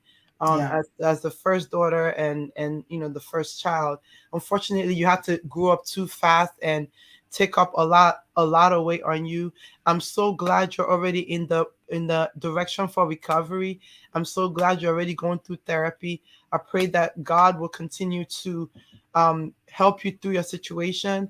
And I feel really sad that what our African Christianity is doing is pulling people away from God, as yeah. opposed to drawing people near to God. Because, Those pastors, we're gonna, they should oh my start getting God, arrested. Every dude, like, pastor that shames a victim or a survivor of abuse and protects the perpetrator should be arrested. oh my God, like you have no idea how I feel. Like I want to just, I feel like going to just yell and do something to them. I mean, and it's like I said in the comment section, the reason why they are. I'm so glad they mentioned this part. Forcing this woman to kneel down to someone who has been abusing her and breaking her. Like, oh my God, I was like, man, which means in Igbo, let fire send them to set them ablaze. What kind Yeah, of nonsense is that? yeah. Thank you Someone that is very much, already Chinenye. broken, Mm, so I'm so proud of you. Keep doing what you're doing, and just just talk to God in your heart, and let him direct you to the right church community to develop that right relationship with him, and just take your time, and I pray that God just directs you and take you to the right place. It's so sad that because of what has happened, it have really, and I don't blame you. It Yeah. has really dented your mind towards Christianity. Yeah. All right, Yeah. thank you all. Let me allow other people to speak. Thank you very much, Chineye. Appreciate you. And I've got you, Monica Fernandez. You are on the clock. Go. Hello, Auntie B. Good evening. Hello, my darling. How are you? At the verse, anyhow, let me go to Auntie Yabo. Auntie Yabo, good evening. I'm going to say something very, very, very important right now. Mm-hmm. You've had the courage to leave. All these years, your kids have seen you suffer and they've been heartbroken. Your pain became their pain. Mm-hmm. And right now, you leaving, you staying far from that abuse is going to be their healing. Mm-hmm. So hold on to that. This is the time you have to work with your children. You living and them seeing you happy is going to make them happy as well. Mm-hmm. So each time you want to go back, please and please remember my voice. You living is going to make your children happy. You healing is bringing healing to your children. Hmm. Don't go back there again. The God that kept you alive in this time just wants your children, Ade, your senior daughter, just want her to be happy. Inside her heart, she said she didn't believe in God. But I know there will be one night that she'll pray to God, help my mother. That No, is that prayer that God is mm. helping you with. She said she So doesn't believe please in and Christianity. please. She didn't say that she didn't believe in God. She Okay, just said in that she's fed up Christianity. with Christianity because they've Okay. enabled her father. They gave him a medal for 15 years of abuse. So that man, let me, I will not talk to him because this video they will bring it down because I the verse. Anyhow, let me leave him. God will punish him. That one, YouTube not Amen. go touch that one. So Amen. let's leave it at that one. That one is a light course, but I know it will reach him. Mm-hmm. Another thing, please forget about our community. The Mm-hmm. people that are laughing at you, they are crying inside their house. A happy person will not laugh at somebody like that. Mm-hmm. Don't listen to them. These people, they are not happy. They want you to accompany them with their misery, their miserable life. They just want you to be there with them. Mm-hmm. Just as you've left now, just remain where you are. Take care of your children. Form that family that God wants you to form. God wants a lovely home or a happy home. That is the home you're going to give to your children. Amen. And Ade, my darling, you have done well. You've tried for your mom. And now you guys are going to support her emotionally. She's going to support you as well. Love her. She will show you love. Stand by her. Take care of her. Show her all the love you need to show her. It's Mm. not going to be an easy journey, but God is with you all. Amen. So Auntie Thank you B, let very me much. just rest. But the vein Mm. in my head, it just is stand up. I know, I know. It brings out a lot of emotion in you. Thank you very much, Monica Fernandez, my darling. Thanks for joining us and your contribution. I am going to go straight to Jumi. Hi, Jumi. What do you have to say and where you join us from? Hi, Auntie B. You're welcome. I'm joining from Dallas, Texas. I have been Okay. crying because this remind me of situation of my parents. Hmm. And I left my husband because of the same thing. Because my mom would keep saying, I'm there because of the children. I said, which Mm-hmm. children? You only have Mm-hmm. 3 children. I have a brother. He is married. Myself, I am married. My junior brother is married. Which children again? You don't want to give birth again? You know all these things, like, okay, even if they say you are there because of the children, now all the children, Auntie Yabo, all your children are grown. God has blessed you. We God need give to you change that. special I'm grace. there because of the God, children. We need to change it to I am and leaving Auntie because of B, my that is what children. I'm saying, yo. Auntie We need B, to that's what change I'm it. saying. I'm like, even okay, so let me not even say, even the children are not there anymore. It is only you and this man. This man will kill you. Auntie Yabo, your children are grown. See, Ade, the Lord will bless you. The Lord will Amen. make his face shine upon you. You Amen. will not continue in this generation cycle of a thing. Amen. The Lord will Amen. make your way prosperous because you have sacrificed a lot.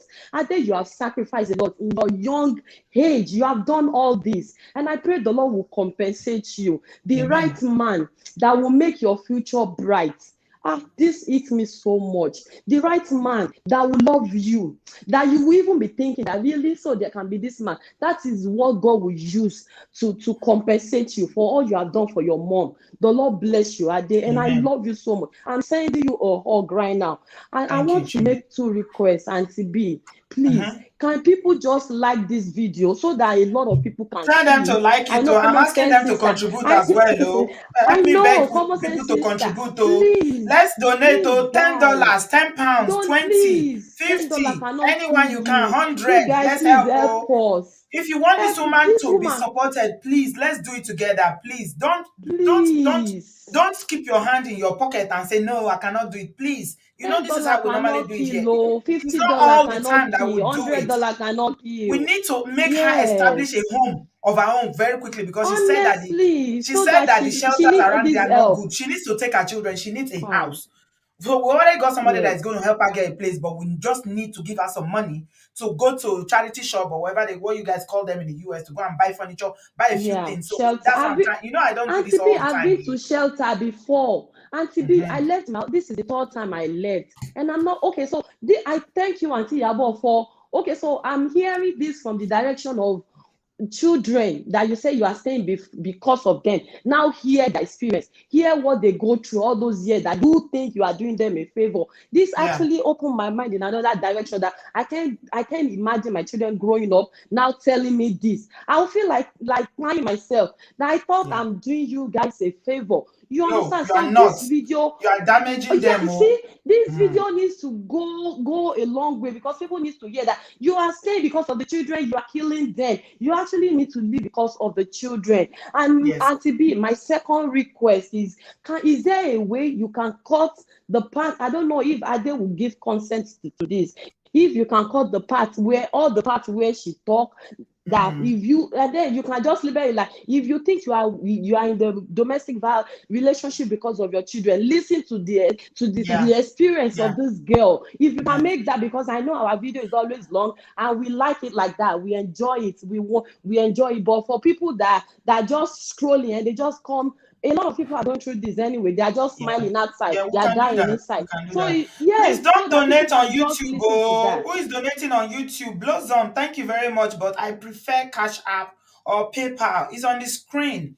If you look at the screen now, you will see YouTube one and a long thing. I will not even get the money at the end of the day. They will I take won't. 30%. Ah, Thief of the thief of the thief. Eh? thank you, Jimmy Jare, Oshe Jare. Auntie B, Thank you thank very you for much. all that you do. Thank you. Thank you. Auntie Thank you, Yabo, the Lord will sweetheart. give you strength. You are out and Amen. you are out forever. The Lord will give you Amen. strength. Strength to go Amen. through this. You don't need them. Amen. Your children are gone. They are grown. You need to be alive for them. Ọjọ́ ayẹyẹ wọn ní fi ẹlòmíì ṣe yín. Àmì Wọn ní fi Jésù. ẹlòmíì ṣe yín pẹ̀lú gbogbo ìyà tẹ́ ti jẹ. This thing hits me. Oh, it hits me. So I don't even know. For all your suffering, no one will replace you. Please stay alive Amen. to Amen. enjoy, to see the day of their joy, to celebrate with them. Don't leave them hanging. Please, Auntie Yabo, I'm pleading. Auntie B, let me go so somebody else can come. Thank you for all Thank that you, you my do. love. Thank you, Jimmy. God bless you. Live because of your children. Okay? Don't stay because of your children. You live because of your children and never, ever allow anybody, including the Mongo Pump himself, to tell you that people are laughing at you. It is the abuser that they are laughing, they should be laughing at. If they choose to they choose to laugh at you, then they are they are not well. They are mad people. All of them are crazy. They don't know what they are doing. Because you don't mock a woman, you start shaming and blaming her and laughing because she left an abusive man. 15 years, the children has enjoyed it. She has enjoyed it for 23 years. And they are laughing. Laughing at who? Flourishing Lights, you're welcome. Where you join us from? Thank you very much, Auntie B. Congratulations on this wonderful job you're doing on this program. You're saving a lot of lives and you do not have the slightest idea. Thank you so much for the work you're doing. Thank you, my darling. Yeah. Yeah, first of all, I want to, man, I'm so moved where I am right now. I'm so moved. I'm calling from California, I'm calling from Los Angeles, California, USA. Mm-hmm. And I'm so moved right now. I'm just so moved. You don't even have the slide. I'm just trying not to, to break down right now because listening to that little girl, oh my goodness. I'm going to begin with her. Ade, my baby. One thing I would like for you to understand is that you are not a victim. You are a learner. You are a survivor. You have gone through this experience, and this experience has shaped you in a manner that now you have better standards for yourself. That's one thing I want you to know. Do not be discouraged. You can go back to school. You can become anybody you choose to become. Amen. I was once in an abusive relationship, trust me. And today I have a PhD and I'm working on my second master's. Somebody Wow. who told me that I can never, ever see the four walls of a university. And when I broke free from that relationship, oh my goodness. It was just, my progress was just escalating, just going forward and forward. I am telling you, relax. You can be whoever you choose to be in this life. Okay? Don't allow anybody whosoever to strip you of your essence as a young woman. You are so intelligent. You do not have the slightest idea of how intelligent you sound. And when I listen to you talk like a graduate student. Yeah. I'm telling you, Mm-hmm. you talk so constructively. Mm-hmm. You talk like you are a graduate student material. I'm Mm-hmm. telling you the truth. Mm-hmm. Okay? I'm telling you the truth. You're a graduate student material. Okay? So one thing I want you to understand, my dear baby, be strong. Be very, very strong. Mm-hmm. You are the light in that family. You are the light. And I really wish and hope for you that you continue on this path where you are so that you will continue to be an example for your younger ones to emulate. Do you understand? Now, one other thing I want to tell you is I do understand this should sound like, a warning to all of our brothers out there if they understand the concept of the relationship that exists between father and daughter.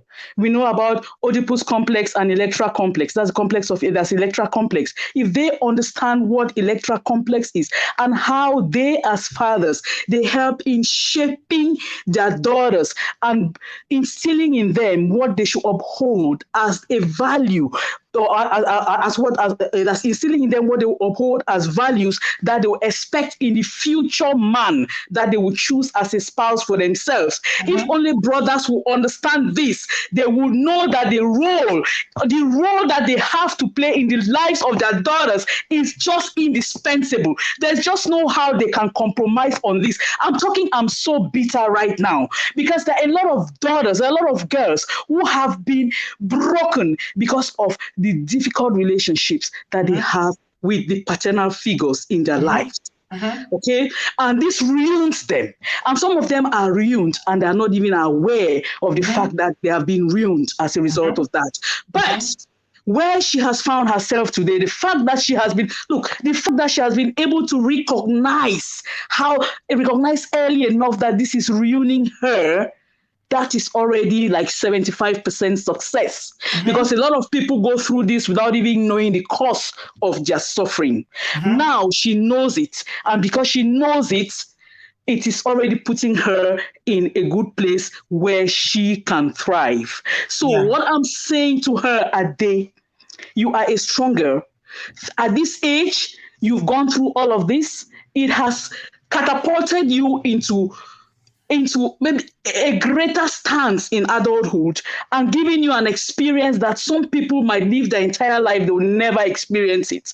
So I want you to know that you are a strong person and Mm-hmm.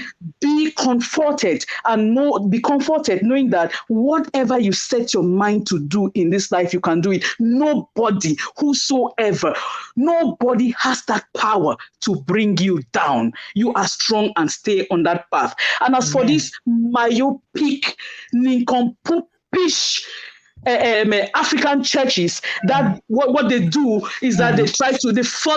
they further victimize the victim, and Yes. they glorify the oppressor. Oh my Mm-hmm. goodness, I can't imagine a situation where they will allow a woman, tell a woman to go down on her knees and beg a man who has been abusing her. Oh, they That's do that it. They do it. that's something that I cannot digest. It doesn't Yes. make sense at all. Absolutely Mm-hmm. not. It just Yeah. does not make any sense. Okay. And for your mom, Auntie Yabo, I beg of you in the name of God. If you know, I hear a lot of people telling her, "Don't go back, don't go back, don't go back." But trust me, Auntie Yabo, if I'm speaking your She's heart, not gonna tell go me back. She's she not can't gonna go go back. back. No. She cannot go back. No. You know, She she will cannot. this time around. She can't go No. back That's again. why we are trying to support her. Yeah, That's she what we cannot are go doing. back. She cannot go She back. was living on her own before. Now she has a community behind her, so Yeah, she she can't. will not go back. Yeah, Yeah. she cannot go back. She cannot go Thank back. you. Thank you Yeah, so she much, can't go Flourishing back. Lights. So we're going to see how we can support them. And Yeah. in addition to that, also offer free therapy to them if they want. Auntie B, I'm going to contact you via WhatsApp and see if I Okay. can also help in offering free therapy to Auntie Yabo, even Okay. Ade if they're interested. Yes. All right. Thank you very Okay. much, Flourishing Lights. I appreciate your contribution. That would be Okay. very, very helpful. She needs therapy Okay. ASAP. Thank you so much, Okay. sis. All I right. will All expect your right. message. God bless All you, right. I will sis. do that. I will do that. Okay. You're welcome. All right. Thank Okay. you. Right. We're moving on very quickly. I've got Mr. Nature. Hello, Mr. Nature. Yeah, hello, Anthony. Good evening. Hi. Good evening. Yeah. Yeah, from Italy. I just want to say welcome back. I've missed you and I've watched your. Oh, thank Yeah, you. welcome. You really look refreshed. Thank you so Thank much. you. As if Yes. you knew what was ahead of you, you needed a break. I'm telling you. Yeah, thank you again. I want to say, from henceforth, I'll start supporting the channel. And really, I was so touched tonight. I'm actually at work while I was listening. At the point, I broke down when Auntie Yabo was crying because it was Mm, so touching. I don't mhm. know how good women fall in the hands of toxic men. I don't know what was the match. I don't know, but I think this family is here to support people of Yeah. such categories. Don't lose hope Yeah. in yourself. I think Yabo, if you're hearing me, you are in the right place. You are in the right family. This is a Hmm. family where we don't just criticize as the piece said. We don't judge. What Hmm. has happened. Hmm. Is the way forward. Way And forward. Yeah. you are Solution. taking I'm the looking for first good solution. step. Yeah, Mm. you are taking the first good step, and the rest is going to work in place. Then, secondly, I want to say, Ade, you're brave. You're brave. Many children of your age will be scared to death to do anything of such. But you bravely stood by mom, you encouraged her, and that's good. As for your belief, you're a young adult, so your belief is left for you. As long as you know that God is there, whether being a Christian, whatever you want to believe, just know that God is there. Nobody's preaching religion to you right now. All we Hmm. just want you to know that just be focused. Yeah. Everything you want to be in life, you can still become. Yeah. We pray that this situation doesn't have any negative stronghold on you to always go back to the negative part. And just be strong, be strong. You'll find out that if this experience, it will help you grow better, to be a better person ahead, to make a good choice of a man tomorrow when you want to have a spouse or a relationship. These are the things you will now be thinking, and you will spot out those red flags because Amen. you've seen it, blown out in Already. your presence. Already. So Yeah. it won't be difficult for you to spot out those red flags. So Mm. I just wish you and mommy all the best, fast recovery, and I see God on your side. You guys are winners. So for the first thing I'll say is a big congratulations to you guys. You have made the first big step of living that toxic relationship. Thank you, Auntie Yabo, and stay strong. Thank I'm sending you hug Yeah, from Europe, a big one. yeah, And be strong. yeah, And put a smile on your face. Don't let yeah. those communities drag you down. Put a Mm. smile on your face. I bet you you're a winner. We've talked about people who died. We're not talking, your case is different. So just Oh put a big smile yes. on your face. Oh Auntie B, yes. thank you. Big hug. Thank you Big so hug. much. Thank you. Thank you, my darling. Thank you, Mr. Nature. Always appreciate hearing from you. I appreciate your contribution. Absolutely. Oh yeah, man. Auntie B, how are you? I'm all right, sweetie. How are you? I'm doing very well. I Uh, mean, I was very emotional watching this. yeah. Listening to that young lady talk about her father, it broke my heart. Mm-hmm. I think a lot of men don't know what it means for you to have a daughter and for you to have a relationship. And the truth is, he's going to regret it, Yep. but it's going to be very late. Yep. It's going to be very, very late. Ade, I want to thank you. I want to thank you because you didn't allow prayer pressure to make you get on drugs, to make you do anything horrible to yourself. Because it's enough you being an immigrant child, being in this country, than for you to see your parents going through what they went through. I just want to say thank you. You are a survivor and you are the light in that family. Your dad, oh my God, he doesn't know what he has lost. He Mm-hmm. doesn't. If Mm-hmm. he knew what he has lost, he will ask for mercy from God. Mm-hmm. Auntie Yabo, it is well with you. Amen. It is well with you. I'm happy because you're in America. Because the sad truth is, this is the abuse that goes on back home in Nigeria. Husbands beating their wives like crazy people. Mm-hmm. Mm-hmm. This man does not have mental health problem. Let's put mental Mm-hmm. health aside. He's just plain wicked Mm-hmm. and evil. Mm-hmm. That is what he is. Because growing up back in Nigeria, we've seen all this kind of abuse. We've seen it. Mm-hmm. And children back home, they don't talk because it's the norm. There was something Auntie Yabo said. She said, oh, my young child said, daddy's winning mommy. Mm-hmm. And I was like, what? Yeah. Oh, all I can do is I pray for you guys.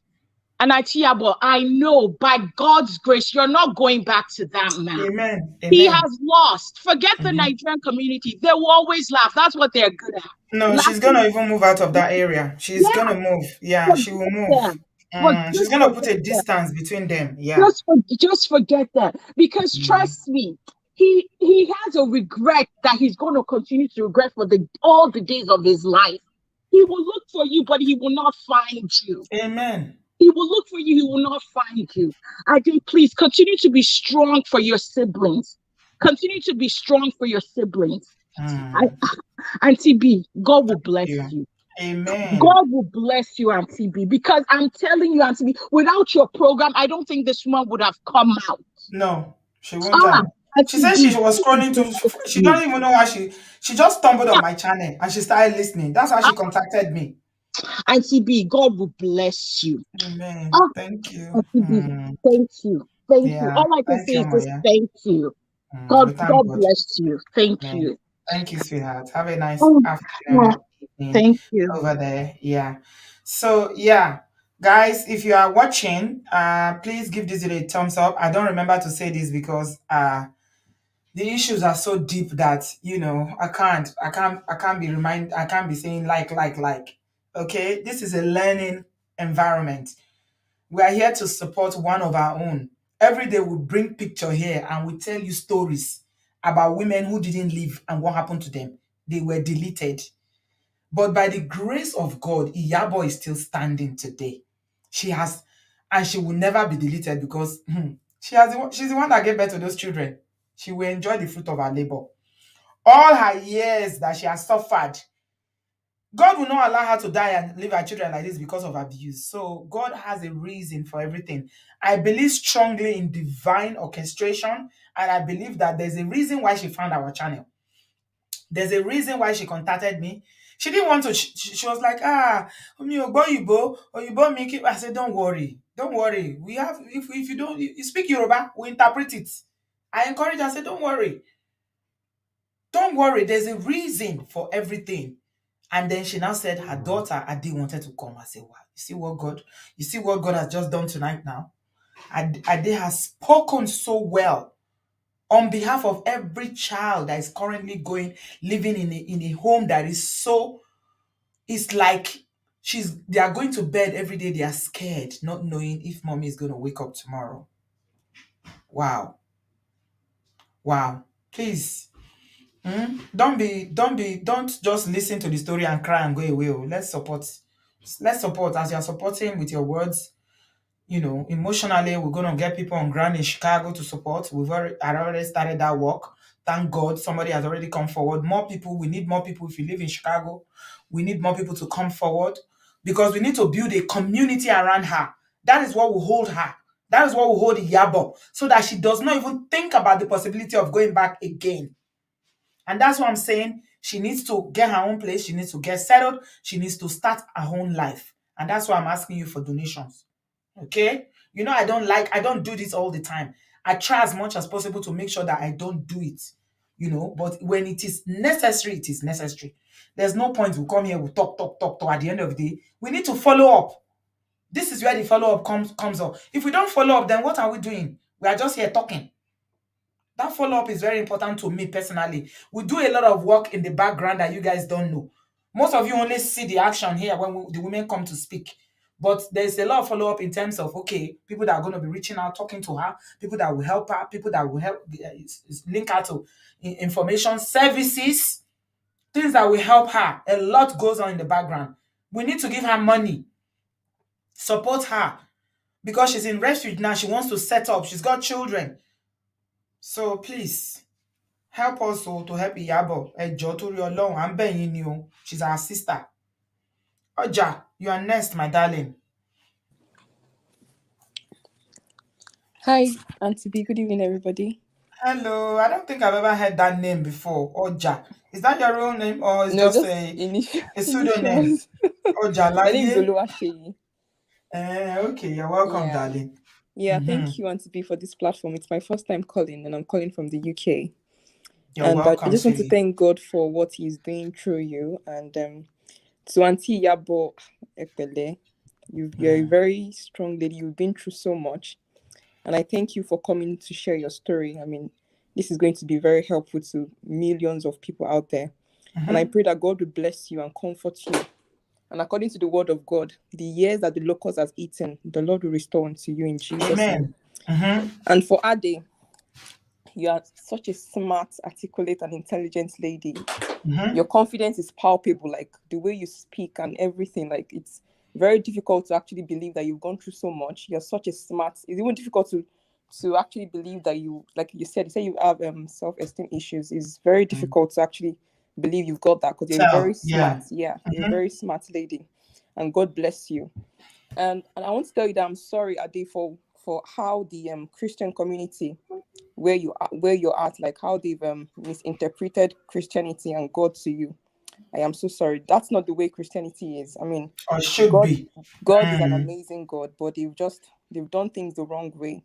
And please, you said like they've made you like lose like your faith and everything in God. But please, Ade, don't do that, please. I beg of you. God is a very good God, and God is going to be an amazing father to you. What your dad couldn't do, God will do in million folds for you. Amen. And when I was listening to your story, a word just came to my mind, and which is why I'm calling today. And the word is in the book of Isaiah, chapter 49, 15 to 16. And I believe this word is for you from God. That word says, can a mother forget the baby? And now, like in this picture, it's your dad.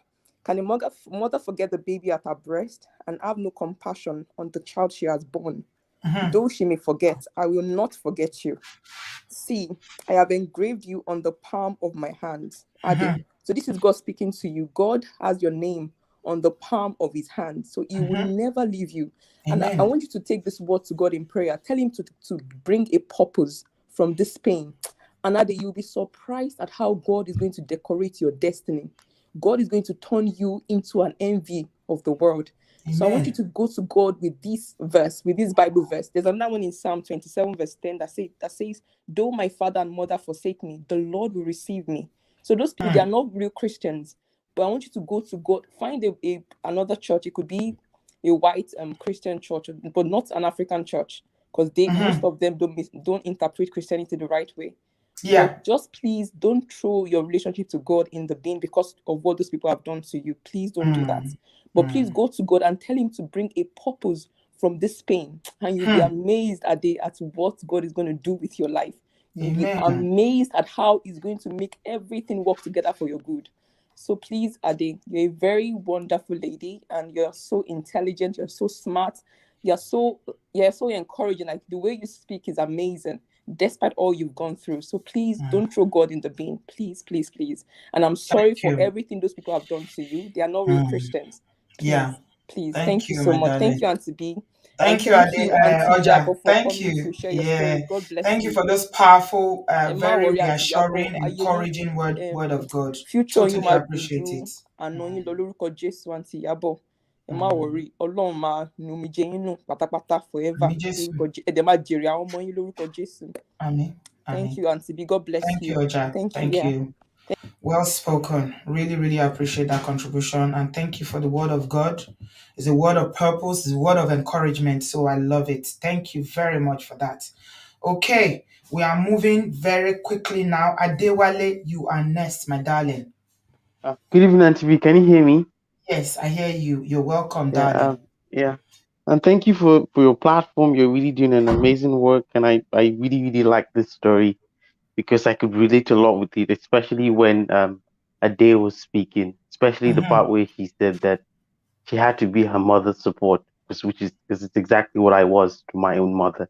Yeah. So a few phrases I told my mom before I could finally convince her to leave my father, and I think I'm going to say that exact same thing to Auntie Yabo right now.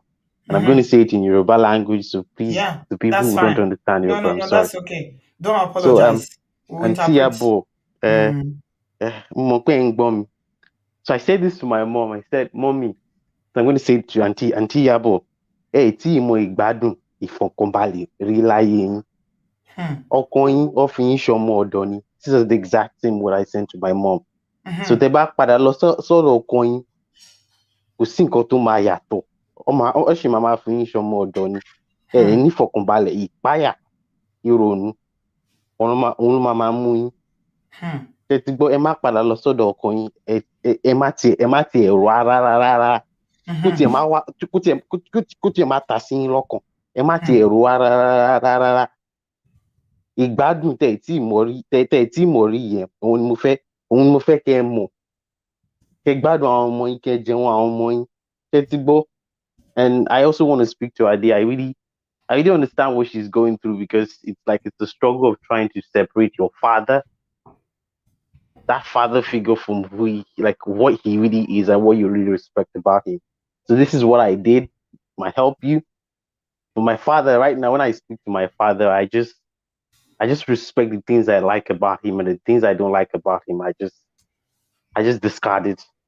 I choose to say that I'm going to be different from my father. I choose to say that I'm not going to be what I don't want in him. That's how I interpreted my own father. So I talk to him, I call, we speak. I respect him as my father. For things that I just don't like about him, I choose for my own self that I'm going to be different. So what I would hope you do is wherever person because you're going to have an amazing life. You're going to meet different people. Like you're gonna see things that are going to be very, very different from what you had experienced as a child. You're gonna see different things. You're gonna meet different people. So when you're meeting these people, when you start seeing things that you saw in your father, you can just separate You just yourselves from them. instantly you clock. Exactly. That's like You just that's like clock. My children will say, "I exactly. clocked." That's like that the experience you had. I don't want you to see it as suffering. I want you to see it as something like it's an insight that you have that almost no one ever like. It might sound like it's like something bad, but It's something you've experienced that almost no one ever has ever seen. So it's giving you that extra edge. So when you see toxic people, you can actually you when you see them from afar, you'll be able to detect it Mm-hmm. very quickly, more than even the average person. So I don't just learn from the bad things you don't like about your father. I think Mm-hmm. that's the way forward. And Yeah. also go for therapy, improve yourself. Constant improvement is really, really good. Yeah. She's That's already in how therapy. yeah. So because that's how I got to where I am right now. So that's all I Mm. wanted to say. You're an amazing person. I love the way you spoke. You spoke eloquently, and that's really good. And please Thank also you. encourage your mom. I know you've been there for her, but you're kind of the light in the whole situation that happened to her. So Mm. that's all I wanted to say. Thank you, Auntie B. Thank you so That's all. much, Bye Adewale. bye. Oh, and see how you've grown. You've grown from coming from that kind of background, and you are one of our most, like, our most cherished, one of our most cherished on this platform. Thank you so much, Adewale. Thanks for speaking the truth to your mother Oh, to yes, no leave problem.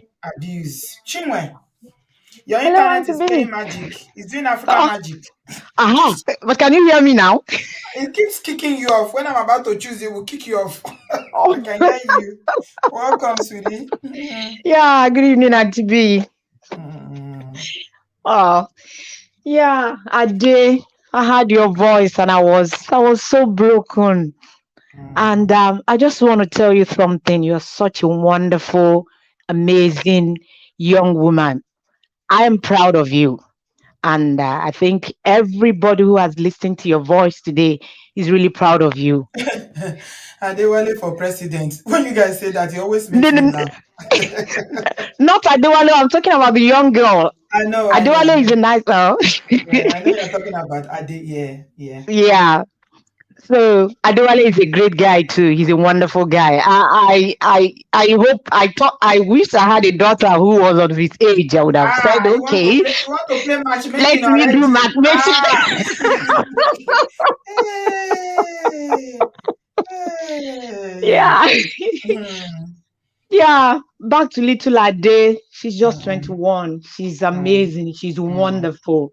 Yeah. I mean, the experience will mar her, will make her. I mean, she's going places. Let her forget about if she's only 21. Mhm. Colleges, some of us went to college in our late Uh-uh. 20s Not and to in our Nigeria, early 30s. I see grandfather, grandfather writing jump. Who 21 Yeah, is a baby here. yeah. Hmm. In So Nigeria, she's the youngest you will see, in most cases, you will see around 20 something, 30 self, they are pretty. jam bites. They are jam Yeah, bites. Mm-hmm. that's true. That's true. Mm. And for her, not because of pastors. Unfortunately, in my own case, it was a Swedish pastor and his wife that helped me out of my abusive relationship Mm. that I had. So it's not all pastors. Let's be specifically about Nigerian pastors. It's not even pastors we're talking about, the church members Yes, are the worst. It's not yes, pastors alone. yes. It's the Uh, members that are the ones that will laugh. It's the and members. is the Nigerian pastors and members, Oh not yes, the yes. yes, yes. Oyibo has zero. They have even the ones that are not religious. They have zero tolerance for abuse. Oyibo. Yeah, yeah. I tell you, it was my pastor and his wife that came and picked me in the middle of the night. So he's only Nigerian pastors. So they don't be biased about God. There is God, He exists, He can take care of us. So Amen. that is just my message for you. You're a wonderful girl, and you go places. And Auntie Yabo, Ekale, I just want you to feel at home. Yoruba is a wonderful language, and you should be proud that you're speaking your Oh Yoruba. yes, why not? There's Yes, nothing wrong in it. I told her, don't be ashamed. Come yeah, and speak your Yoruba. Who will interpret for those who don't yeah, understand? yeah, There's no shame in and it. If it's pidgin, you know how to speak. Come on, look. As long as we can find somebody to interpret for those who don't hear. I don't understand Igbo, but if somebody wants to speak Igbo, go, I'll bring my Obiageli company to exactly. interpret. And there We are a are lot of us sharing on things. this. Oh, there, Ah, there are a lot of us here who understand both Igbo and Yoruba, so there is no exactly. come. That Go one not be any see. problem. Mm. Exactly. Be proud of your language. But it's your language. I live in a country where everybody speaks their language. Nobody wants you to speak English. They want you to learn their language. If you're doing any job, you you speak the language. Mm-hmm. So Auntie Iyabo ẹjọ́ ẹ má padà lọ sọ́dọ̀ máa yẹn torí Ọlọ́run Mm-hmm. torí tọlọ́run Ọlọ́run ní jẹ́ kán fi pósí gbé yín kúrò ńbẹ̀ yẹn Àmì ẹ má Jésù. padà lọ sọ́dọ̀ ẹ̀. I Mm-hmm. understand you might want to go back, but please try. Ìyá yẹn ti tó ìyá ọdún mélòó ogún ìyá 23 years ó ti tó tèmi 4 years nìkan ni 20 years ẹ jọ̀ọ́ torí Ọlọ́run ẹ kúrò lọ́jọ́ iwájú ẹ dẹ̀ máa rí pé nǹkan tọ́lọ́run ṣe fún yín yìí tẹ́ fi kúrò lọ́dọ̀ ẹ̀ nǹkan tó dáa ń bọ̀ níwájú fún yín. Yeah, better ahead. nǹkan tó ẹ máa pàdé èèyàn gidi. You're going to meet a better person. You're going to meet a good person in the future. Bó ṣe wà nìyẹn. Go and take care of yourself. Get therapy for yourself and your daughter and the other kids if need be for any therapy so that they can be better. Ẹ jọ̀ọ́ ẹ tọ́jú ara yín. Èèyàn ń wálé ayé lẹ́ẹ̀mejì. Ẹ jẹ́ kó máa kórí burúkú ẹ̀ lọ èèyàn burúkú ni because there were about 3 or 4 witnesses tó sọ̀rọ̀ which means pé gbogbo nǹkan tẹ́ ẹ sọ òótọ́ ni kò sí rọ́ńbẹ́. Ẹ jẹ́ kó máa kórí burúkú ẹ̀ lọ. Ikú yóò ní tọwọ́ ẹ̀ wá. Take care of yourself, please. Thank you. Take care of yourself. God mo kàn fẹ́ sọ nìyẹn. That's all I just want to say. Yeah. Good night. Thank you, my darling. Ọmọ Igbo tó ń sọ Yorùbá. Mo ti gbọ́ Igbo náà o. Mo mọ̀. You're all rounder. I love you like that. Yeah. Good night. Yeah. Bye. Okay, I've got Omo Yes Corner. Hey, don't reach my turn now. Okay. No. You never ready? Make I answer I don't ready. No, that's okay. I don't ready. I was just, enjoying everybody that's been coming on and encouraging and just pouring. Oh my God, sister. I've seen your cash app. Thank you. You never disappoint. All the time. There's no time I have come on this platform to ask for help that you've not donated. God will honor you. Thank you very much. You don't only come here to speak, you support emotionally, you also support financially. Oshegon, thank you very much. As my eyes on the thing, I'm looking at it as it's entering. I saw you, Omo Yes gonna say, Omo Ye again. No time. I'm noting. I noted it. Thank you. Okay. Lọ́wọ́ ẹ máa lọ báyìí. Mi ò kọ̀ Jésù. Kò ní ẹ máa lọ sísàlẹ̀. Promotion upon promotion. Double doors will be opening for you in favor, in kindness, in every area. Your secret prayers, God will continue to answer them in the mighty name of Jesus. Thank you so much. Oshe, my darling, thank you for always honoring our invitation to help people. I know you have a good heart. You have a good heart. Oshe, thank you. Sister B, what you're doing, you have no idea. Everybody keeps saying it, but I don't think you really, how, sometimes you don't really see, you can't really see how you're impacting people. If you look from your own standpoint, you can't tell. So those of us that know what you're doing and appreciate it, and the fact that you do it so effortlessly, to me, that's already a blessing. I feel blessed just being on this platform and being able to, put out whatever I can put out, because what you're doing is not easy. To be honest, it's not. But because you have been, it's you. This is what you're doing, and this is exactly what you're meant to do. That's why it seems easy. So I don't want to take it for granted. So for me, however way I can support you, however way in my capacity, I will do it without hesitating, because you are really, really changing lives. And thank you so much. This Sister Yabo, my Yoruba is rusty, but thank you very, very much for coming on here. The courage that you took to come, it's not, I'm sure it must not have been an easy decision, but I just want to especially thank you for taking the courage to come and talk about You know what I'm suspecting? When I first spoke to Yabo, she was saying, I don't understand English.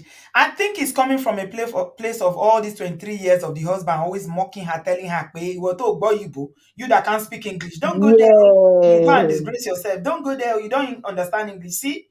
That's part of the thing that has been ingrained in her brain. Shebi eventually, even the Yoruba said she was not speaking it, she was speaking her English, the way she understood it. Exactly. What is the big deal? There's no big deal, please. Is English my father's language? It's not my sister. It's not my father's language. It's I like don't the see third anybody, language. Europeans all around us here, they don't speak English. Nobody, they will come to this England, they don't even learn English. They will Yeah. still speak their language here. But it's And, only we Africa over Sabi, no. and I want to do past the people that own the Now we they language. always do. Now we they don't Now, know now we English. want to speak Go they curse correct them, say they English. know hear English. Exactly. Queen's English. You know, say I don't make mistake. Now we they English speak is not a measure of someone's intelligence. at See how all. industrial this woman is. She's working, Exactly. she's doing her, Thank you. raising a family all these years by herself with a With monkey. her, oh, with her, please, with her. Easy. How many English speaking people can be that independent? How many? I believe who English help. Who English they put money for in pocket for free. I beg you, leave matter. I'm very proud that she said it. However, and you know one thing, she is able to express herself. She's able to communicate in the way that makes sense to her and to other people who choose to listen. That is it. You know, I'm very happy that she took the decision to leave that man. And I know she has left him for good. Amen. He will not go back. Amen. Sister Iyabo, Auntie Iyabo, ẹ jọ̀ọ́, ẹ kọ sílẹ̀ lórí paper. Mi padà lọ mọ́, say it in Yoruba. Mi padà lọ mọ́, I am not going back. Ẹ máa kọ like 10 times, lẹ́ẹ̀mẹwàá, ẹ máa kọ lọ until it sinks into your soul. Ẹ lè padà lọ mọ́ o. Ṣé gbọ́ ọmọ yín? Ṣé gbọ́ nǹkan tọ́mọ yín sọ? The implication of what Ade said. Ẹ jọ̀ọ́, ẹ má padà lọ mọ́. Your enjoyment, according to Adewale, your enjoyment has not started. You are too She has blessed. not enjoyed. It's now she You will have enjoy by not, the grace of God. exactly, by the grace of God. You already have your children. What's there? Your shakara now should be high. In Shut another your 1 or 2 years, when that mango bag sees her, he will He book will an not appointment. He recognize cannot even himself. talk to her again because he will be Exactly. shocked. He will Level say, go don pass level. He no go fit again. You know. So please, Sister Yabo, ẹ má padà lọ mọ́, ẹ má kọ́lẹ̀, ẹ má padà lọ mọ́, for the sake of your children. Your children are the future. That your daughter is such a brilliant lady. Brilliant. I was weeping as she was speaking. You know, it broke my heart that this little girl had to go through this. It really did. I don't think as parents we should ever allow what we bring to life to experience those things. I don't care what the situation is. If it is not working for your child, an innocent child, please walk away. Please. There's just too many broken people going around, you know, and then the circle continues and continues. Thank God. I'm so grateful that Ade is such a brilliant. She did not say because of what she's going through at home, she's going to self-harm to the point where she self-destructs. Do you know what happens to people here in America, especially in Chicago, especially for that matter, the type of influence that they have around them? Please, kudos to that girl. Kudos to Ade. Let's not that Ade is a very smart girl. She already knows God. She knows that God is inside of her. So the fact that she says that Christianity, it is the name that is a problem. The people who come under that name that are giving it a bad. So it's not as though she does not. She does believe in God. Please. She believes in God and she's a smart girl. She knows what she's doing. And I want to encourage her as somebody who equally thinks the same way. Ade has God already inside of her. That's why she was able to toe the path of common sense. She was able to make decisions that worked for her. She did not fall on the other side. God is already active in that child's life. Okay, everybody does not come into religion the same way everybody, you know, the way it's been taught in Nigeria. It doesn't work like that. The way they teach religion in Nigeria is all in the physical. You have to respect your pastor, whatever he says. God is inside the heart. He leads you in the direction that you should go. You don't need any man to chart the way for you. That girl is already on the right path. When she's ready, she will choose the direction she wants to go.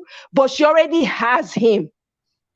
I want to clear that. She already has him. That girl is brilliant. She's a very smart girl. At 21, let me think, what was I doing? I was the most He said, let naive me think. human being that ever existed. What was I thinking at 21? At 21, You have I to did. I think. don't know Jack. I don't know nothing. See the I girl like they that. speak. I say, wow. I was thinking, I said at 21, what was I doing? No, I was trying to remember. I didn't know anything. Naive. Look at this girl. Come, and she came to even teach us. She has taught me. I've learned something from her. That girl has strength in her that's untapped.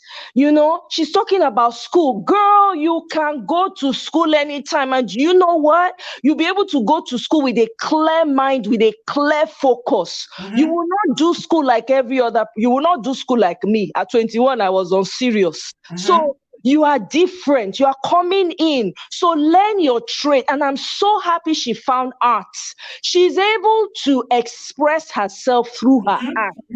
She says It's she's an therapeutic artist. for her. Yeah. Exactly. So Art is therapeutic. art is very therapeutic. So she's already expressing herself through her art.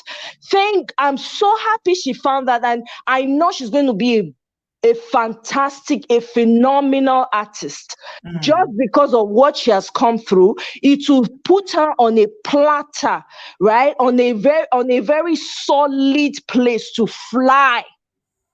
Her wings are stronger than she ever anticipated. So I don't want her to think that, oh, this experience has really brought, yes, and I'm glad she's going through therapy, but she's going to look at this and she'll be able to know, just like Adewale said, she'll be able to recognize any trait of abuse from anybody from a distance. What she has experienced, a lot of people that are older, 4 times older than her, don't know it. They can't handle it. They cannot handle it. So she is a girl to be celebrated. That girl is a champion. Champion at 21 already. Either they give Grammy Award at that stage, I nominate her. Whatever the highest award is, I nominate her for it, because she encouraged me today just by listening to her. Even through her tears, it just showed me the kind of lady, the kind of woman she will become. She's better off for it, And Sister Iyabo, yes, as a mother, you're going to hear these things and it's going to break your heart. It is normal. But guess what? I am so glad, because whether you know it or not, you have received your healing just by speaking, just by having the courage to speak. And for Ade having the courage to speak and be eloquent as she was, expressing herself, the healing has come. Remember, I want you to take something away, Sister Iyabo. She said, just hearing you seeking help and getting help for yourself, it has healed her in more ways than you will ever imagine. Please continue to do that. Do not go back to that Iranu, rada, human being. I don't want to stop, but I'm fuming. I wish if you Somebody see the said in man. the comment section, well, I think somebody said it's Mongo Park. The person said, no, I think it's a Neka. Neka said it's a caveman is It's what we should call caveman, him. no. This Not one this not be one, Mongo Park. this one has passed Mongo Park level. No, this one pass. This one low pass Mongo Park. Now caveman, all those way they use stone turn to fire. Now it be. You don't know anything, not sabi verbalize. That kind of human being you They cannot push it, save. they graduated, they push him. Exactly. They push him away. They tell People them, they see how you are people they dressed. pray make their children graduate from school for a year.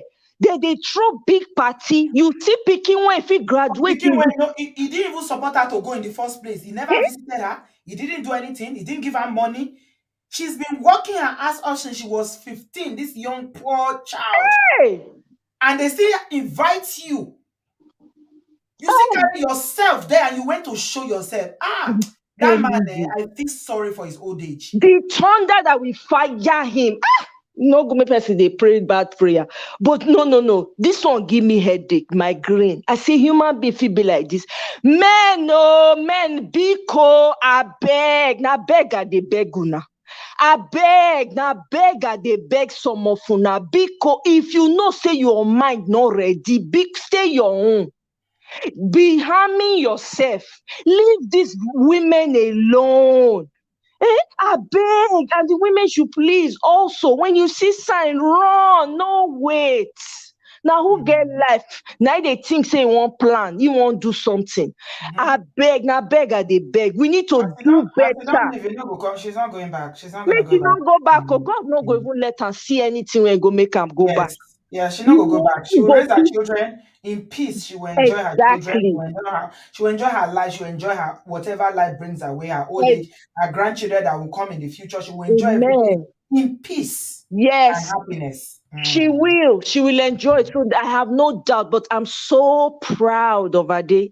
I am Thank so you. proud of you, Ade. Honestly, you warmed my heart today. You're Thank young, you. but you're mighty. You are mighty in your spirit. You don't even know how mighty you are. So Thank don't you. stop. Keep receiving your healing. Keep searching for that healing. You're going to be a better person. You're going to be someone that your younger ones are going to look up to and also thrive to be better. I'm proud Yes. of you. And Mrs. Thank Iyabo, you. thank you very much for being vulnerable to express yourself. And thank you, Sister B. You know, Thank say you, my darling. the love that I get It's for you. Some real. people The they love is real. I jealous got the that for you love. too.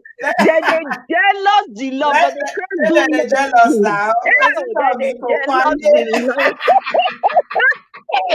Thank you, my darling. All Speak right, soon. Thank love you. you. Love you, Bye. sweet. Bye.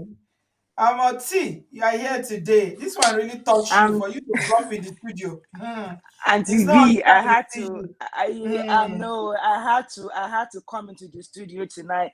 It really broke my heart. I'm gonna try as much as I can not to cry because listening to our day, it completely broke my heart. I had goose pimples, you Yeah. know. But again, I would thank you, Auntie B, for this platform.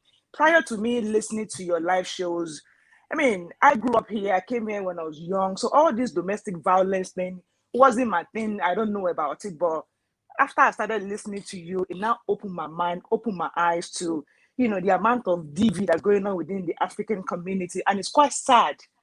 Do you understand? But Auntie Yabo, Maso Yoruba ni Ale. My Yoruba is a bit washy, but I'll try. But All Auntie of Yabo. you, all of you, even you, Amoti, your Yoruba is washy again. Kílódé? Ẹ ti fi Yorùbá jẹ̀kọ́. Adibije McDonald's Ẹ at fi the ti jẹ border to McDonald's àti kí ló ń pè é? Chicken wings. KFC. Ó ga o. Auntie Yabo, Ekale, I'm sure you are listening to me. Mo gbàdúrà ní alẹ́ yìí pé Ọlọ́run tó fún yín ní agbára àti okun to step away from that toxic marriage kò ní mú yín padà síbẹ̀. Àmín. Ọlọ́run tó ti mú yín kúrò ńbẹ̀ kò ní mú yín padà síbẹ̀. Nǹkan tẹ́ máa wá nídìí tẹ́ fi máa tọ́jú ara yín, tọ́jú àwọn ọmọ yín. Alálẹ̀ òní á provide fún yín. Plus this platform, we will try as much as we can to support you. I will give you a scenario. My mom and my dad have been separated since 1984, I think as far back as 1984, 85. When my dad left, he left with everything. He didn't leave anything for my mom. But over the years, she struggled. My dad never thought my mom will amount to anything. But today, my mom is living her best life. Amen. My mom is living up. There wasn't any domestic violence, but I tell you what, when he left with everything. He didn't leave anything for my mom.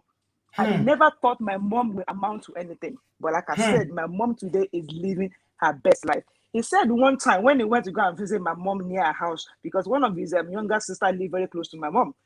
So he saw my mom's house. He said, oh, so Abajo tó ń ṣàkọsí mi. Kò ṣe ní ṣakọ. She's ending. She has ended. Oh my shako. Abajo tó ń If there's ṣàkọsí anything mi. more than akọ, she will do it. Auntie Yabo, I pray for such grace for you too tonight. That when that man looks back in years to come, I'm a pé ṣé pé arábìnrin yìí lè di èèyàn báyìí.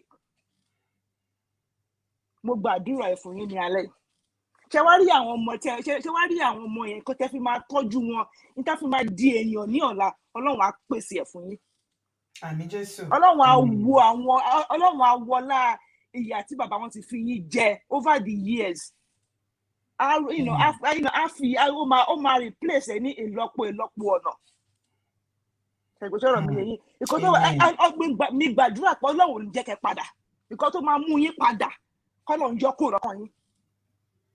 Ìkọ́ tó máa mú yín padà sọ́dọ̀ Mango Park, whatever his name is, Ọlọ́run ò ní jẹ́ kó ṣẹlẹ̀. Sọ̀rọ̀ mi yẹn. Ṣé wá rí Ade, my darling Ade, oh God, I so much love you. I wish I could see you tonight and give you a hug. I wish you can just hug her. I wish you can go and hug her. I just want to hug you.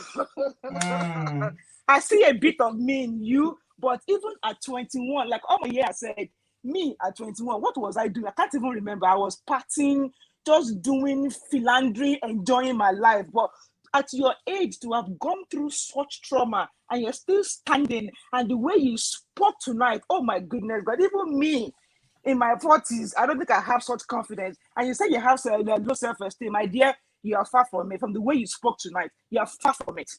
You are far from it. I love you. I just want to hug you tonight, that day. I just want to hug you. But I will say to you tonight, don't worry, it's not your fault. All that has happened is not your fault. It's preparing you for the future. So that you too, by the time you're ready to choose your partner, you can sense this thing from a mile afar. You know, you can sense, you can say, this is what my mom went through. This is my father. I see my father in this exactly. one. I see my father. God forbid. I bind you. I bind you. I bind you. Exactly. But Ade, don't worry. I know sometimes you feel like, I wish I could finish my degree when my peers were doing. But Yorùbá máa ń sọ pé kò sígbà tíyàn daṣọ tíyàn ò rí wọ̀, meaning that there's no time that you cannot do whatever you plan to do in your life. So don't say because now you have not done it doesn't mean you cannot achieve it. You can decide to go back to school at 40. Everybody has their own clock. Everybody has their own time. You know, everybody has their own time. But Ade, please, the fact that you've not joined the bad gang, you've not resorted to taking drugs and all that what's not, I just want to say thank you. Thank you. Thank you for being a big sister to your siblings. Thank you for being a good support to your mom. And I pray that God will continue to give you that grace, that energy to be able to continue and support your mom, you know, through this healing and through this tough time. Amen. You are here. Auntie B is here. We all hear your story. And within our little community, we will try as much as we can to support you so that you guys can get back on your feet. And life is beautiful. Life is beautiful. You know, don't worry. It might seem like there's no hope now, but trust me, my darling, it will get better. Amen. It will get better. Your story touched me tonight. I felt like crying. I just want to hug you tonight. I wish I can just come around tomorrow and to be if it's UK by now, we'll start planning. We'll start planning our trip. I would love to take you for a spa day. Just enjoy yourself. Just to enjoy yourself and do whatever you want. Auntie Tola would soon sort you out. I just feel like doing that for you tonight. But it's unfortunate you are thousands of miles away. But one of these days, maybe me and Auntie B, as she knows, will come and visit you in Chicago. We can do it though. You know us now. We will do it. We will do it. Thank you, Auntie. Yeah, no worries, Auntie B. Catch you later. All right, I appreciate you. Bye-bye. Am I seeing you on Saturday? Lagbara long. Okay. We will see if you don't come. It won't be complete. It won't be complete. I shall be there. Should I bring that jollof rice again? I want your love. Thank you, my darling. Anyway, no worries. Have a good evening. All right, sweetie. Thanks a lot. Bye.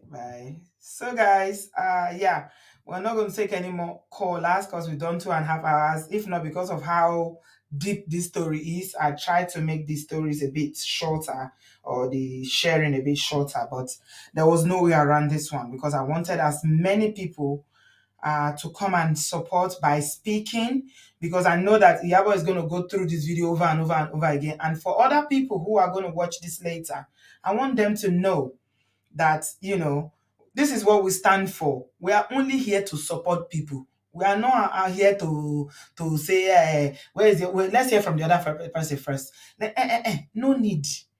If you run into a shelter, in America, in UK, anywhere, you run into a shelter because you are running from abuse. Did they say we must hear from the other person? No. This is our own shelter. It's our own way of supporting people in our community. So that's why we're never going to ask for the other person to come and share their story so that we'll not start judging. You hear from this one, you hear. Why? Why do you need to hear from the other person? We're not here to judge anybody. We're not judges. This is not a law court. All we are here to do is provide support, solution. That is what we're after. Buki, I've already closed it, but you are here anyway. So yeah, 3 minutes. Go. Thank you. Thank you. Mm-hmm. Thank you for taking it. Mm-hmm. I can't talk with this matter. I'm not even going to make any comments.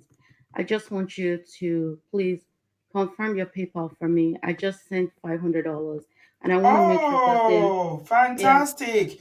the The lot of PayPal is on the screen. It's on the screen. yes, I've You already see done it? it. You've done it already. I just clicked send, so I just want you to Thank you check it for so me, much. please. God bless you. These are people Did you that are get it? listening and they are listening to help. Did Let you me get it, check. Sister B? I'm trying to check now. Hold on. My legal name is not Bookie, but I made a note there. I said Bookie so that you can see it. Okay, I But haven't checked yet. Yeah, keep talking if you've got something to say while I log in. Yeah. Sister B, I'm exhausted. Everybody has said everything. They said everything.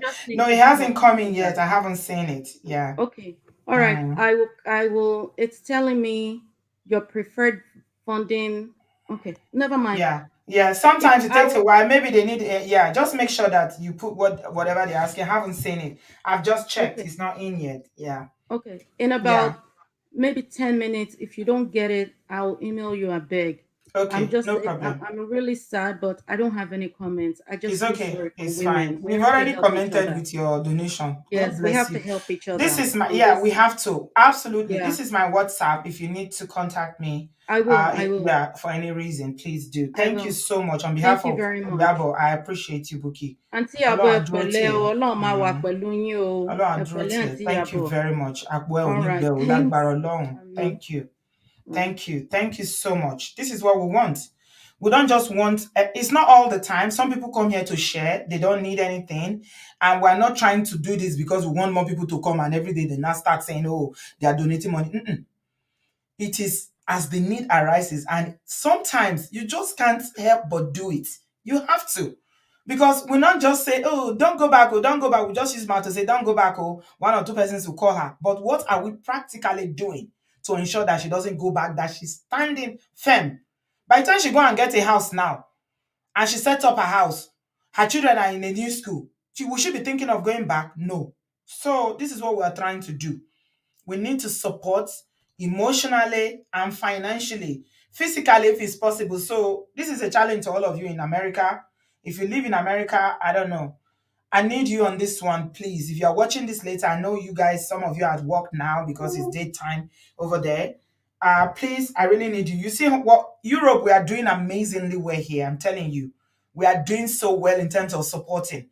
America, you people are trying when it comes to contribution, but so far, physically, it's a bit difficult. I know it's not everybody that have the time. We don't need too many people. Sometimes when we are going to do this visit, we don't need to have a whole lot of people. 2, 3 people is enough. We go. We just agree. We'll go. We'll visit. We hug them. Like we have one coming now. This Saturday, you heard me asking on if I'm seeing her on Saturday. We are going to visit another lady as well. She's also in shelter. They call it refuge here. So, my people, please, you've heard her story. I don't need to overflog it. You've heard Iyabo tell her story in her own mouth. You've heard her daughter, very beautiful, eloquent Ade. And I know that even if your heart is made of stone and you hear this woman's story today, you will know that it is not acceptable. Abuse should not be tolerated. We should not even condone it at all, at all. It's not something that should be, manage. No, no, no. We say no. On this platform, me, I stand, and I know that Obodo Farm stands with me to say no. We say zero tolerance to any kind of abuse. Okay? Ade'S spoke. She said, I had to parent my parents. I was practically telling my dad, no, don't do this, teaching my dad. Still, he was not learning. He said, yeah, their pain became my pain. Their trauma, my mom's trauma became my trauma. Oh my God, I was taking notes. She said, I was trying to get out of my parents' abusive relationship. I was trying to get out of my parents' abusive relationship. Wow. In summary and in ending, I'm just going to say to you today, there are so many red flags in this story, but I'm sure you guys know them. I didn't bring them up because I didn't want to interrupt Iyabo too much because she's not, she was kind of very, she was anxious. Look at the parents. So for those of you that are not married, look at the parents. You see this man, he is the father's son. Iyabo said that when she used to go to the house, this is what he was doing. And the father, when they got married in Nigeria, was telling him, if a woman does not behave very well, you have to deal with her until she starts behaving. So when you are choosing or when they are choosing you, please look at their parents. What is the relationship?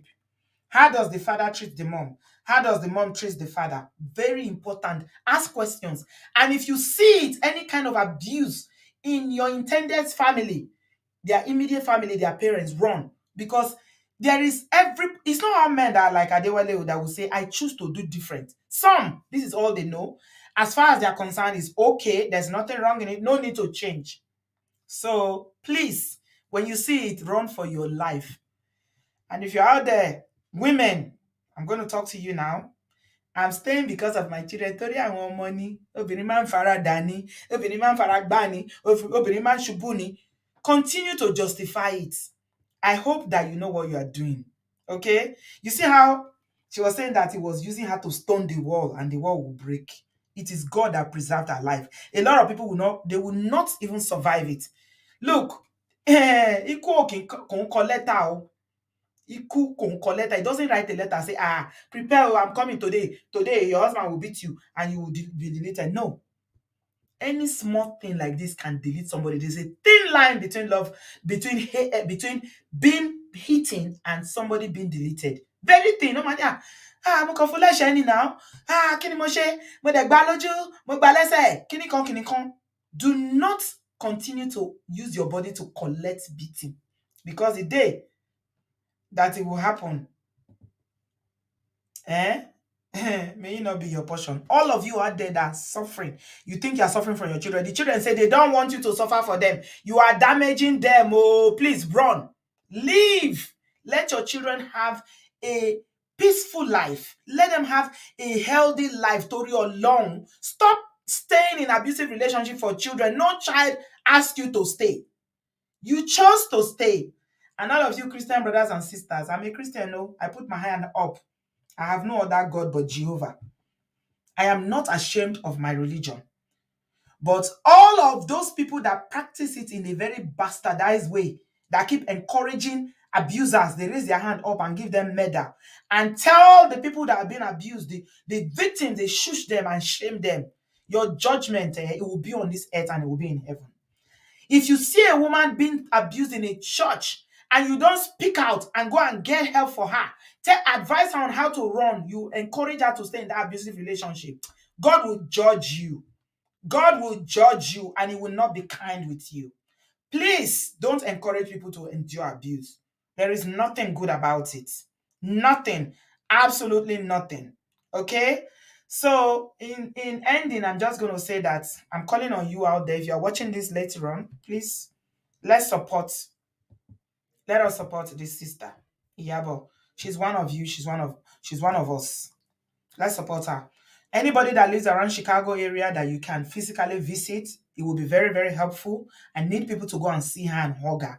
I need people to go and say, okay, what can we do? What can we do? I already got somebody. I need more people. You don't need to live in that state. If it's, a state nearby that you can drive. Look, this is the charity that God said we should do. Okay? This is the love that God said we should show. It is not lip service. So, love is an action word. Please, I need us to join hands together.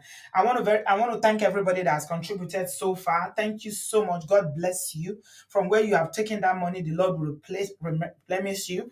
As Iyabo is moving on in life, she will be praying for you every day, knowing that you have contributed to why she is now at peace. Her children are not going to bed scared every night, thinking that their mother will not make it to the next day. They are out in a safe place. So please, let God lay into your hearts. Let us continue to get those donations by the grace of God. And I will always give you a feedback. You know, I love doing feedback. I always like to do a feedback. Thank you very much for tonight. I appreciate your contribution, both financially and those who called in. Really, really, really wonderful session. And I hope that you take the lessons. Yeah, from tonight. Thank you very much. Give this video a thumbs up. I am back tomorrow. So tomorrow is not the normal day. On Thursday, we have another person that's coming to share. But tomorrow, I decided to do a story about this Ikoyi building. I'm looking at it from a relationship point of view. I've tried not to talk about it for some time, but there's something going on now about property or inheritance that I want to talk about. So join me tomorrow. Let's talk about it. If you've got inheritance, you're a man, or you're a woman, and you have children, you have a wife, let's talk about inheritance. When you go, who do they go to? Or who should they go to tomorrow? Because there's something going on now that we are hearing, and we want to unpick that. All right. Thank you so much, everyone. I'll see you tomorrow evening at 7 p.m. UK time. Okay, 7 p.m. and that's 6 p.m. Nigerian time. 1 p.m. or 2 p.m. depending on the coast that you live in America and in Canada. Thank you so much, everyone. We thank God, Abiodun. We thank God. So the information for PayPal and Cash App is still on the screen. Donate, and God will bless you as you do so. Have a lovely evening, guys. I will see you tomorrow, bright and early. I love you. God bless you. Bye.